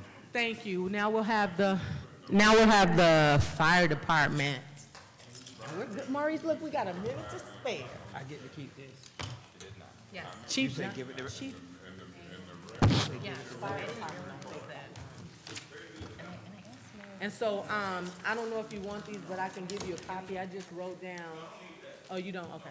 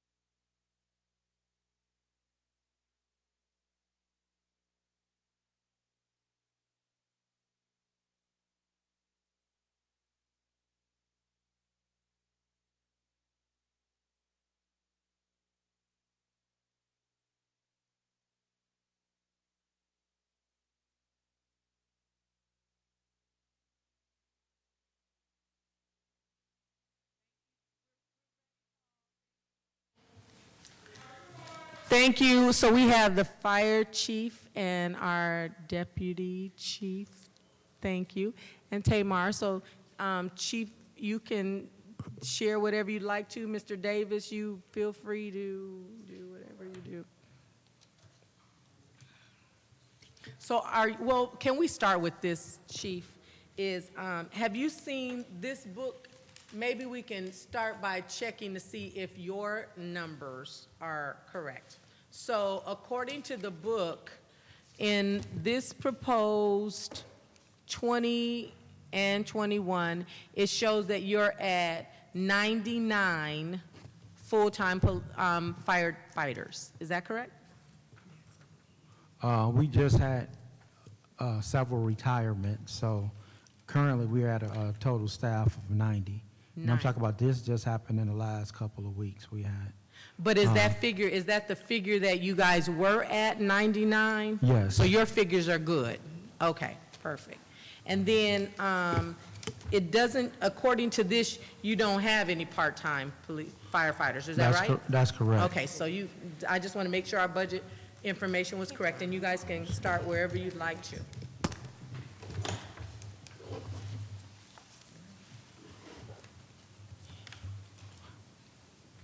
Well, basically, like I said, in our current budget, we didn't change anything. We tried to stay status quo, given the position we were in with, the city financially.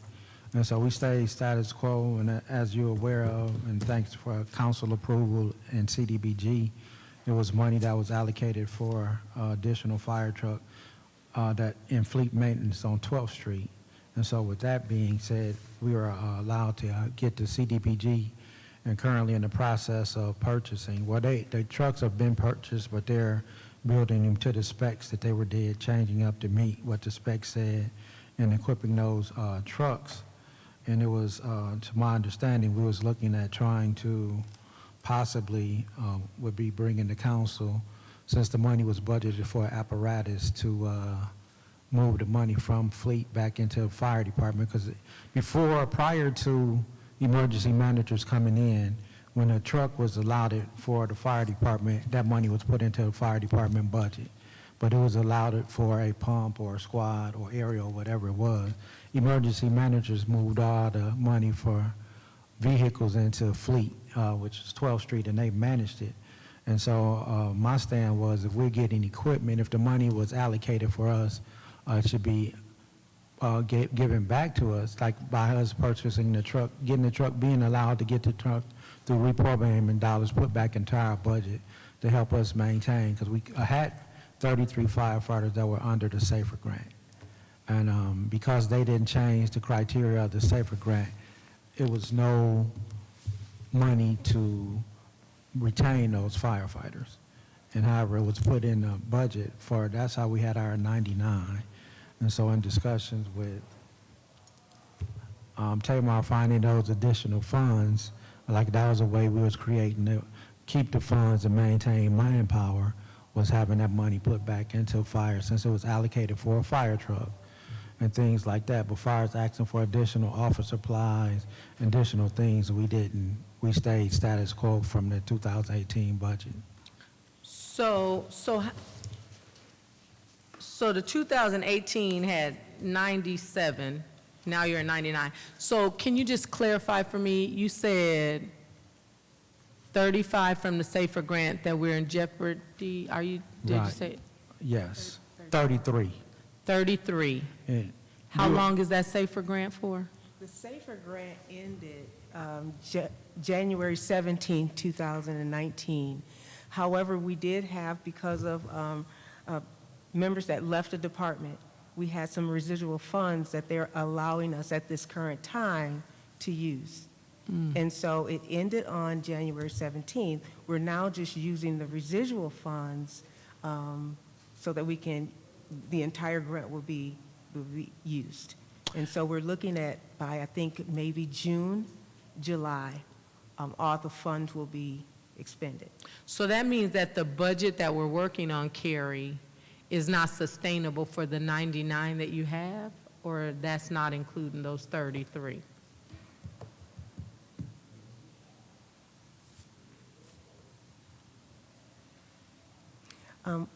Because if what I hear you, The PSW does contain 99. She's talking about the 33 safer. Oh, no. That worked well. And so we were looking at, and were you talking to the mic when you, sorry about that. So, okay, so is the 99 that we're discussing, does that include the 33 from the SAFER grant? Yes, it does. Okay, so and just tell me if I'm hearing right. The SAFER grant technically has ended, Yes, but there were some funds that you had available that is allowing you to sustain those positions roughly through June or July.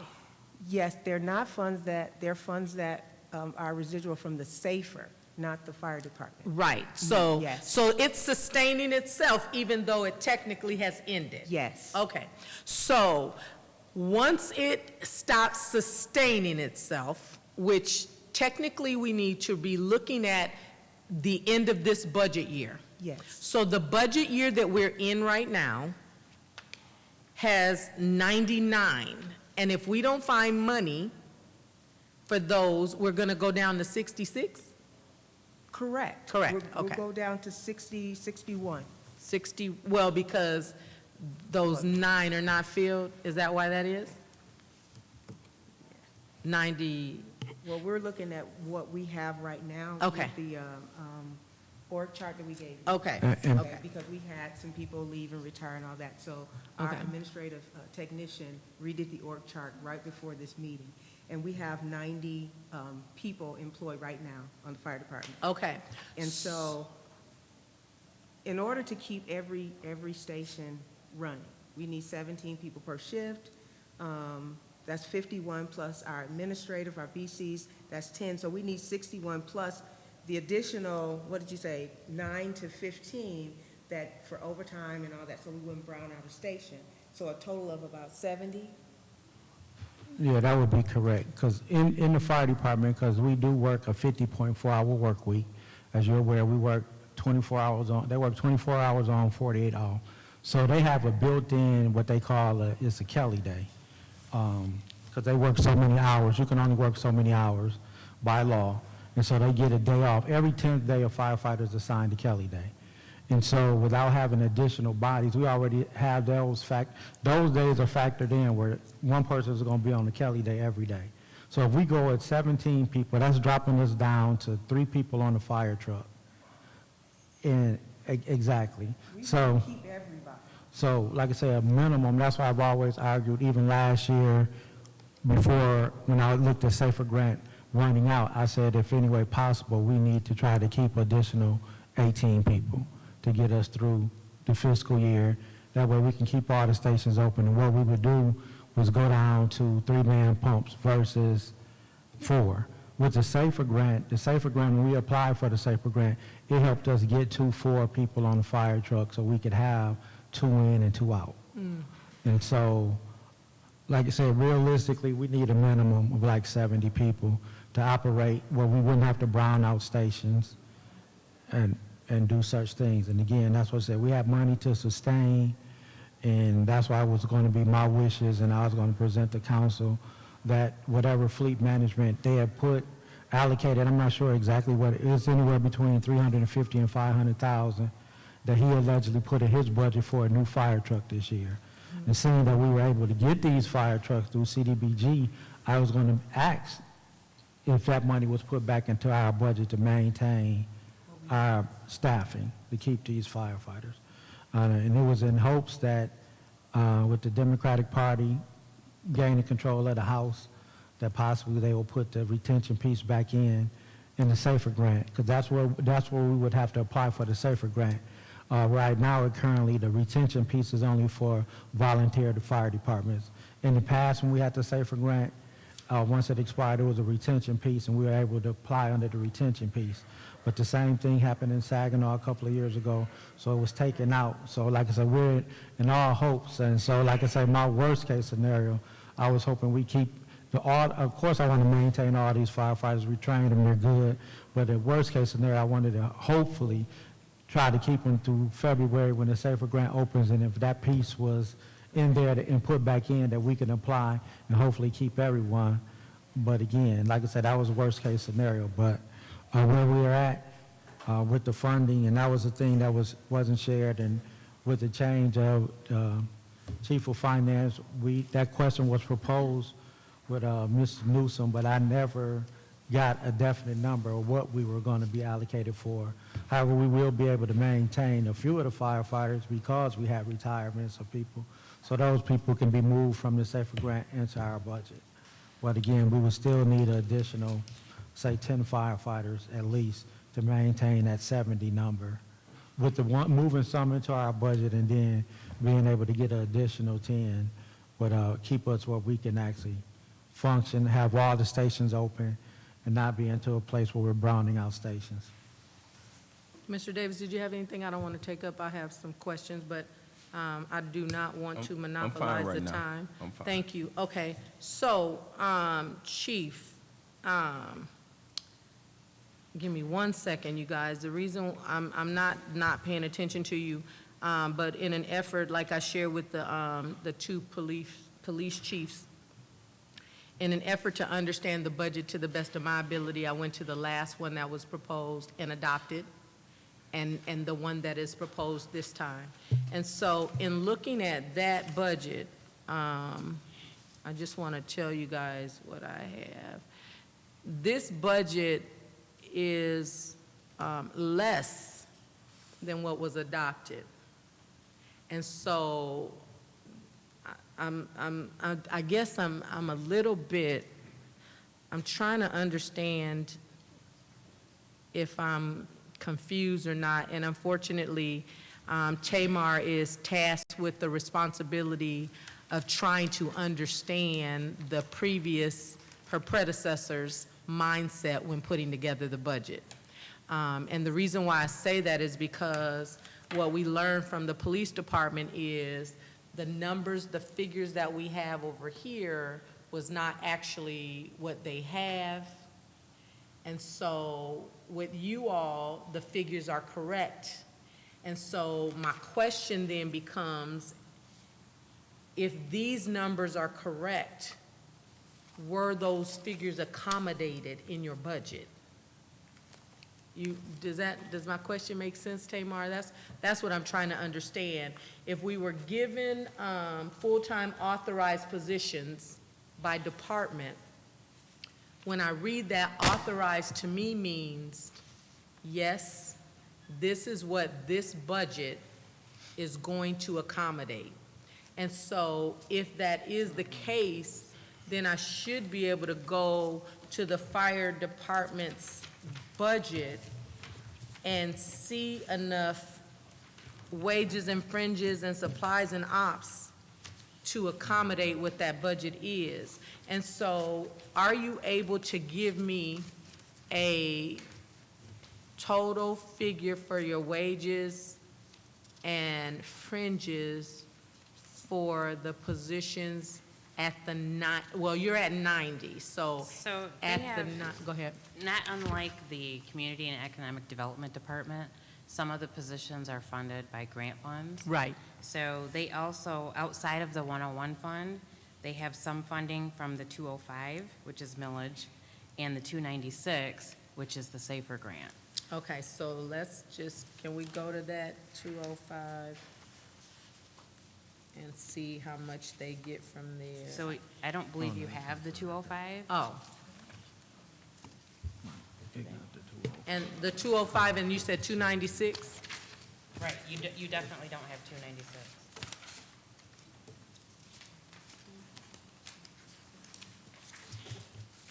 Oh, yes, you do have you have 205. It's on page 24 of the little book. Oh, so they received The public safety millage. Oh, the public safety. So what about so they get from there, for firefighters division, is that what it is? 2.253, is that what you show, Tamar? In the On page recommended, 24? they do. Is that right? That's what I'm saying, they numbers different from ours. So I guess my question from the fire department is, based on the figures that you all see and based on the needs that you all have, do you see currently with the 3 funding sources that you have enough money to fund what you're asking for? Because when I looked at last year's adopted on fringes and wages, we had budgeted $8.2 million, but on this proposed, you only have $7 million, almost $8 million. And then in supplies, you're just about $150,000 less in supplies. But then again, I don't know if those figures are right. And so what I guess I need from you guys is to tell me, is the budget that you guys received, does it accommodate the positions that you're looking for? And if not, how many is it not funding you? I hope I made sense with that question. The problem with that question is I hadn't received that, what you're looking for. Okay, that makes a difference. That makes it difficult. Okay, so do you know how much the cost of those 90 positions are at all?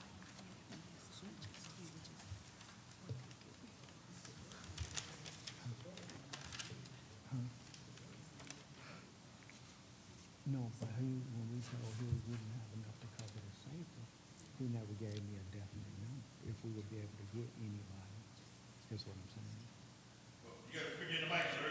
But, So is she able? it's roughly at a roundabout figure.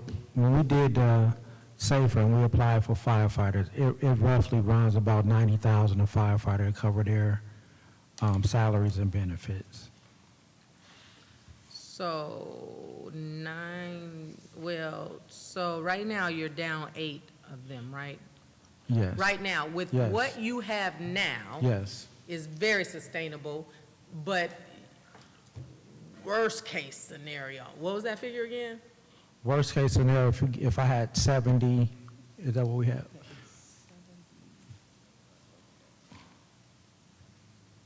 Yeah, worst case scenario, if I had 70 firefighters, 70 total, we could operate, continue to operate every station that we have open. But it would be a 3-man. But it would, yeah, we would be at 3-man pumps. And if you, And- and how many for 4-man? For 4-man, we were at 90, right where we at, because we're 90 on the, right now? yeah, we're on the verge, because when you have additional people, what it is, like I said, the way the hours is worked, they work so many hours in a cycle, and then they get to Kelly Day. What happens they work every third day. So every third week, they work Sunday, Wednesday, Saturday. That week, they still only get paid for 50.4 hours.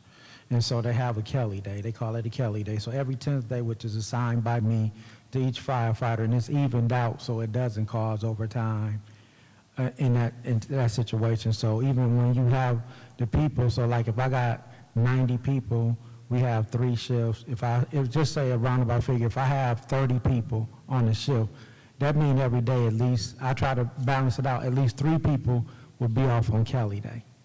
Oh, so you have to navigate. I have to navigate okay. shifting the manpower. Okay. So that's why, like I said, when I'm at 70, that would put me at the minimum, because that would cover Kelly days. Okay. Of course, you have Kelly days, vacation, people being sick. Right. And then the nature of our job, sometimes people are off on injury. Right, And right. so when you start getting away from that, if you don't have, and those Kelly days are built in, and what it boils down to, if you take away the Kelly days, you end up paying everybody like 2 additional checks a year. So if you can accommodate Kelly days, you actually save. Yes. When you can't, you're. Well, it's union It is anyway union, that but- they get the Kelly days. You would have to negotiate a change in what it was. It ended up costing you more because now you exceed the number of hours that firefighters can Right. work. So part of them hours would be paid at overtime. So when on you top don't of- have enough people, the Kelly day They always get the scenarios. Kelly days. Oh, they get it So you always regardless. try to You figure. just will find yourself short. It's there, you just have to, yes. You just will have find to yourself factor- short You just have and to have to- okay. call in overtime to keep Okay. a station open or whatever. Okay. Because the Kelly days is built in, like I said, every firefighter get a Kelly day each month. So if I'm on a Kelly day, but you really need me, you'll call me in. I'm still on my Kelly day, but I get overtime. Well, generally, we call somebody else Is that what in, I because, yeah, because the only way you can, on Kelly Day, the only Okay. thing they can mark you on payroll is Kelly Day. Okay. Because it's, okay. like I said, it's a factored in, like I say, every third week you work 72 hours, but you still only get paid for the 50.4. Okay. So it's almost like how General Motors used to have comp days, it's almost like bank time. Okay. But it's just, like I said, Forced in. in the fire, they call it a Kelly Day. So Okay. it's like, yes. So, We need our people, we need the people that we have now. right. If there's any way possible. So that let we me can- ask over here. I'm sorry. Tell me your name. I'm so sorry. Duana. And you are the person that handles the money for the fire department? Yes, you could say that. Okay. So can you tell me how much is sustaining the 90 officers that they currently have? How much is sustaining it? Yeah, well, like, they have 90 now. So can you tell me what that budget is for the fire department to maintain what they have? No? What are you asking? How much? Well, I'm asking how much the fire department is using right now to sustain the 90 officers, the 90 firefighters that they have. Well, right now, they have the SAFER grant, so 33 of those people. But even with the SAFER grant, there's a dollar amount that is associated regardless of, like, it'll say 100,000 is coming from SAFER grant, 100,000 is coming from 205, 100 is coming from 296, and so much is coming from 101. And all four of those funding sources equate to this, and that is what is sustaining all these people. So their amended budget, you want all the sources of funds, is that what you're saying? No, just a total of what is sustaining them right now, if you could.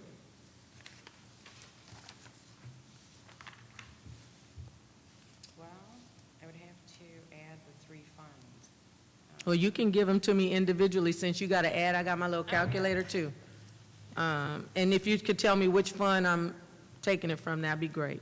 So in the 101 fund, their wages and salaries, or their, it looks like 375. Oh, that's last year's budget, sorry. The amended budget for this year, is that what you're asking?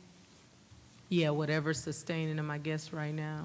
So the amended budget for this fiscal year for the 101 fund, 339.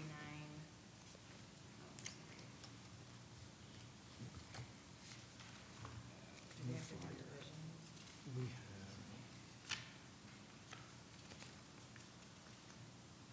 Oh, you're in different divisions, aren't you? Yes.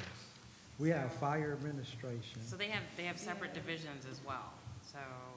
Right, but is there a total? Because all of these people represent every division that they have, is that correct? Right. Okay. Which is at the very bottom, So, she's saying. so we have a total for their budget, but not just for the wages and fringes that come No, from- just the total, and we can get to, there should be a breakdown, like in the book. There's a breakdown for wages and fringes, and then there's a breakdown of supplies and operating. Do you guys have those breakdowns? I mean, it's in what's in the budget book. I don't have a total that adds in the grant funds and everything. Well, and that speaks to the point why Ms. Fields was saying, we don't have that. Because they're coming to us saying, this is working fine for us, but we don't have anything to compare year-to-date what their figures are. I don't know, maybe I'm not making sense. Yes. The budget book doesn't have where we are right now. And so, in an effort to help them If we saw where we were right now, that would tell us exactly what all of their needs are. And then we could see if we have that in the budget proposal before us. Am I making sense? No? Sort of, but I feel like they've already communicated what they needed, so. They haven't communicated any figures, Tamar. They've communicated people. And so finance helps us with figures.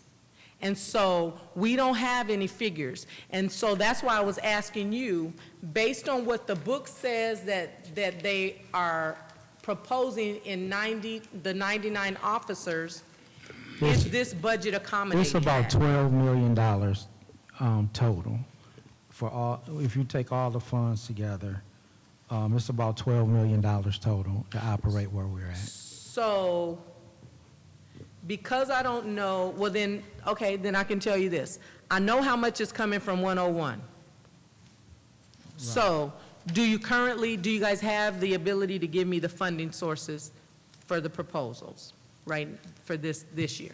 I mean, the one we're working in. Whatever the funding sources are, if you could just tell me what fund they are and how much they're going to get from it, that would be most helpful for me. So because in 101, according to what I see, now this includes capital outlay. You want us to do that, right? Yes. And so and you guys tell me if my figures are right, because I just want to be able to, so according to what I'm showing,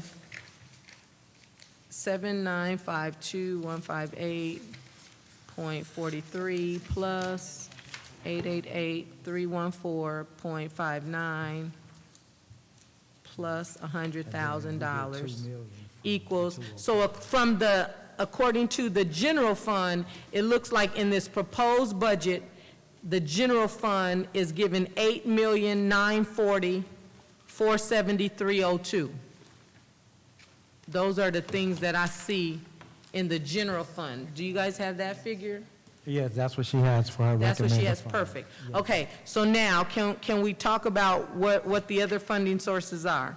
So the public safety millage, Is 205? correct, Okay, and that is in the budget book. Page 24. okay, one second, 24.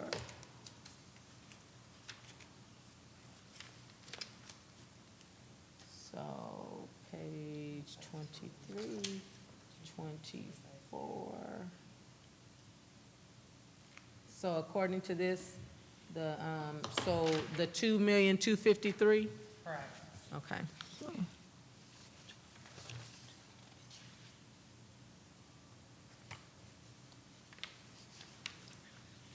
That's what I'm saying, I don't have that neither. Because these the numbers I got. We went from 2.7. Okay, and so, and then also you said we have the 296. 296, and I don't think that's in my book. I see 295. I do not see 296. No, 296 is not in the budget. Okay, so Those how are much is coming from Those there? are grant funds. Okay, how much is coming from there? It should have been about 1.8 because the public safety millage was for $3.7 million, and that was over 2 years. And so if you cut that in half, it's going to be right about 1.8 mil for a year for the Safer Grant employees from the grant. So you guys don't have hard figures? You guys don't have that? That's somewhere else, Tamar? What? The other funding source, the He's saying actual, the safer grant that's in the 296 fund, the grant funds. oh, Yeah, you that- do have the hard figure. Well, it was 3.767 mil over 2 years. So that's why you're saying 1.85? That's why I said, yeah, roughly, yes. And we didn't go over or anything, so you're. No. Okay, so 1.850, is that safe to say? Yes. Okay, and so any other funding source? Those are the only three? The 101 fund, the 205, and the 296? Yes. Okay, so, well, let's see. The 101 is just our regular general.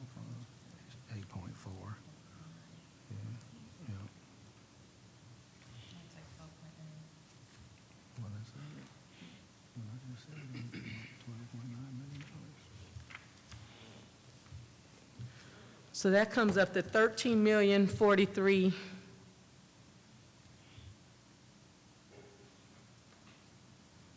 So does that seem like it would fund your thing? Yes, it would. Even if we could just maintain what we have now minus, of course, I want everybody we can get.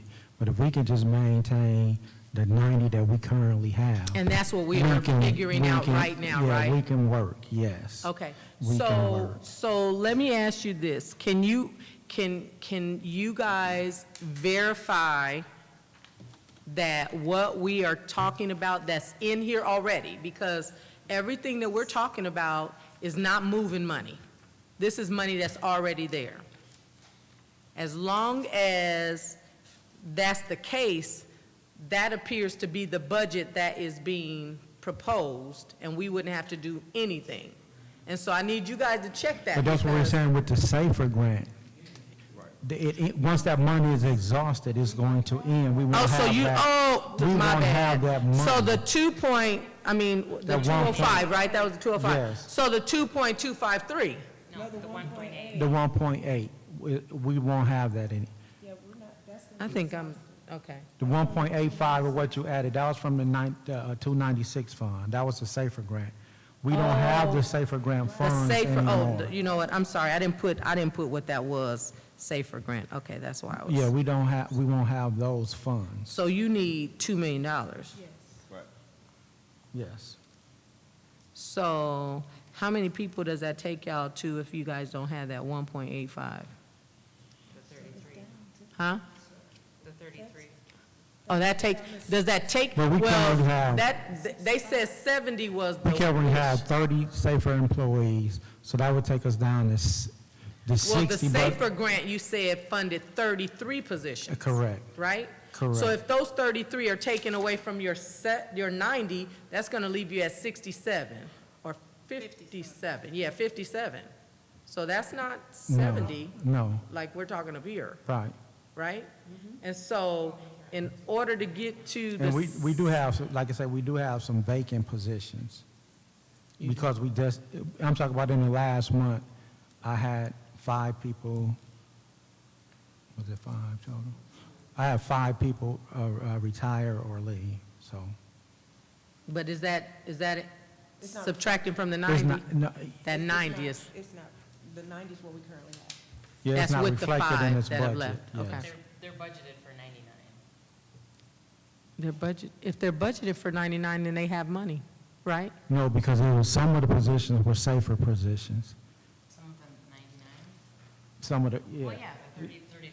Yeah, but I'm saying some of the positions that are not filled were SAFER Oh, positions. The retirees, we So I had, guess the thing that is, I think the thing that Well- just me, I don't know why we would have put positions that we're looking at that we have already, the fund ended, even though we have it, right? Because we know for a fact that that fund is done and that June 30th roughly, those positions are done. And so the reason why this is confusing to me is that we are working on a budget based on money that ended before this budget was even put together.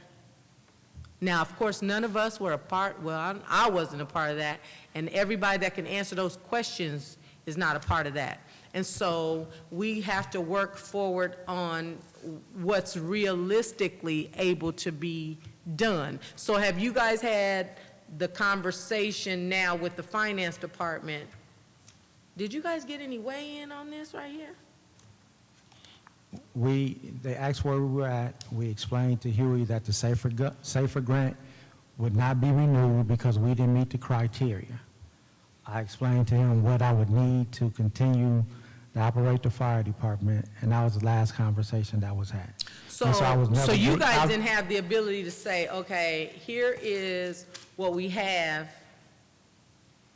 And this is what I need. I'm saying it was explained to Huey, I need this number, Okay, but nothing, I never got any feedback okay. of what the city could afford or what I Okay. would have to work with.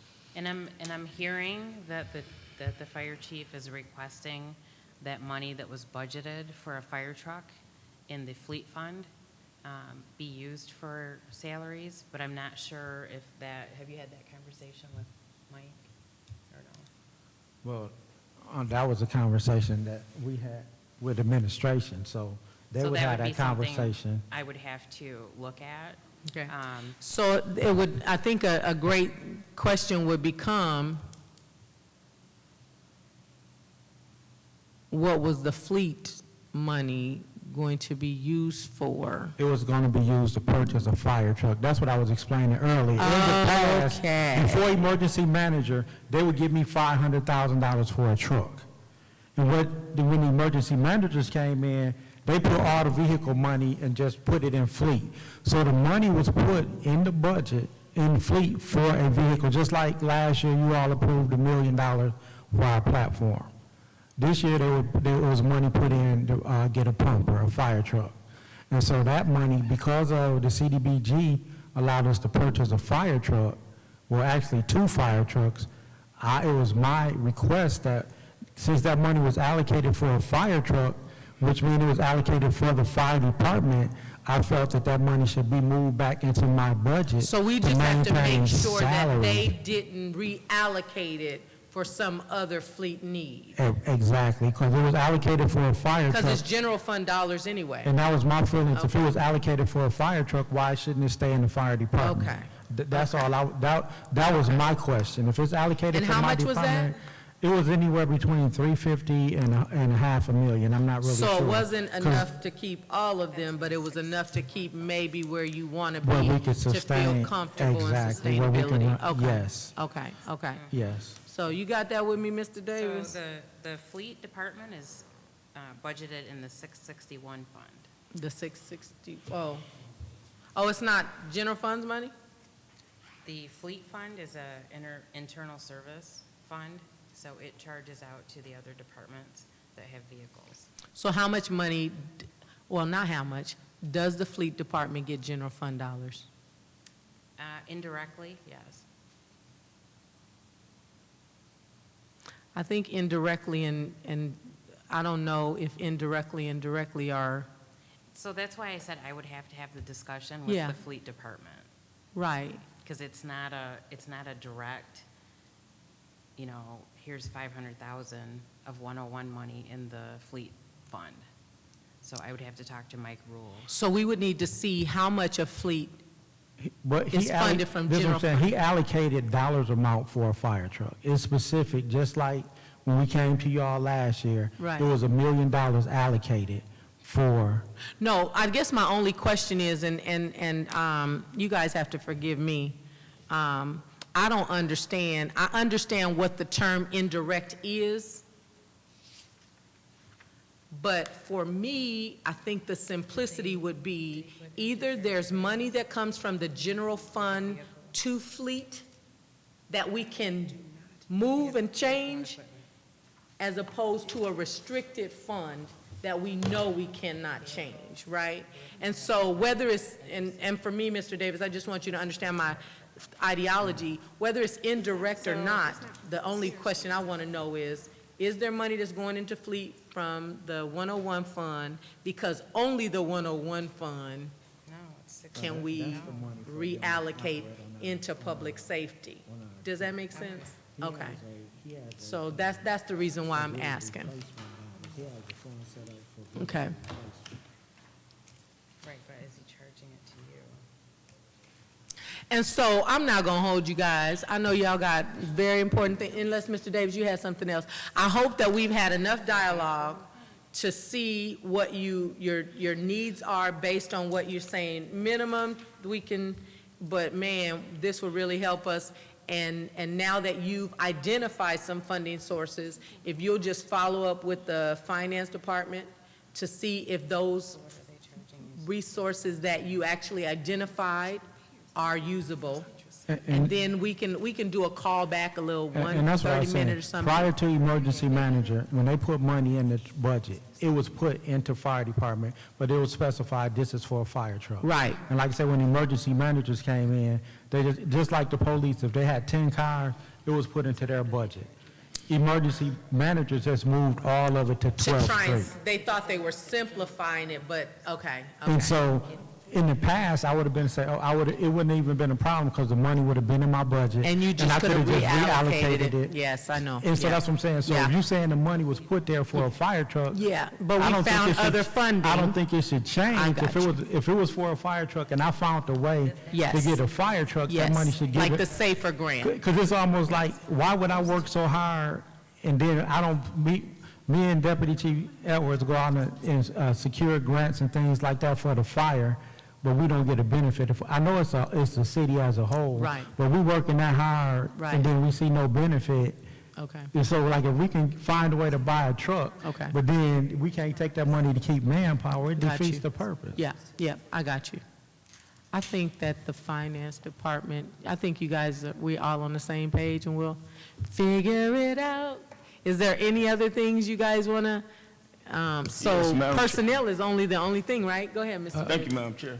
Well, Chief, it's certain that we're gonna do everything in our power to Yes. accommodate. Yeah. And, Madam Chair. Yes, sir. Steve. Oh, Mr. Branch? Huh? Oh, legal?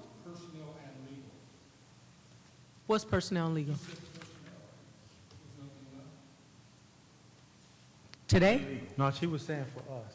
She was saying for the fire department, that our concern was Oh, personnel. I don't even remember what It's I our said. biggest He thought you concern. meant what If departments we are knew left, that not was- what is left for She was just fire. saying Oh, fire no. department. Yep. That's it, Yeah, right? but that's our biggest concern. Like I say, Okay. under the grants and CDBG and different things like that, we've been blessed. Like I say, this year we'll have 2 new fire trucks. Yes. We got a platform coming in the rescue squad. Under the other AFG grants that we got last year, we had SCBA's. We also are able to get additional $300,000 worth of equipment. So everything is moving In the right in the direction. right direction. We just got to find a way to keep the people. Okay. I'm saying we'll have, as far as equipment, we're going to be in a better position than we've been in years. They also gave out fire alarms and carbon monoxide to the public. Yep. Detectors. And so, equipment-wise, we sitting where we got equipment, we can, at a point where we'll be able to have our spare rigs stocked, and so when a truck break down, well, we got new trucks, so we shouldn't have a breakdown. Right. But like right now, at 2 o'clock in the morning, when the truck stopped, they got to take half the equipment off of one truck from the fire hose and everything, move it over to another. But with everything that's we've been acquired, we should be able to have these trucks stocked. So at 2 o'clock in the morning, the truck break down, the firefighter can just take their bumper gear, garage door openers, and computer and jump on the truck. Okay. Instead of spending 2 hours because a truck out of service, taking equipment off of one and putting it on a spare truck so you can just respond to a run. Okay. So everything is going good. Like I said, it's just we need to keep our men. Okay. Thank you guys so much right. for everything you do. We appreciate it. All right. Thank you guys so much. We are adjourned. All right.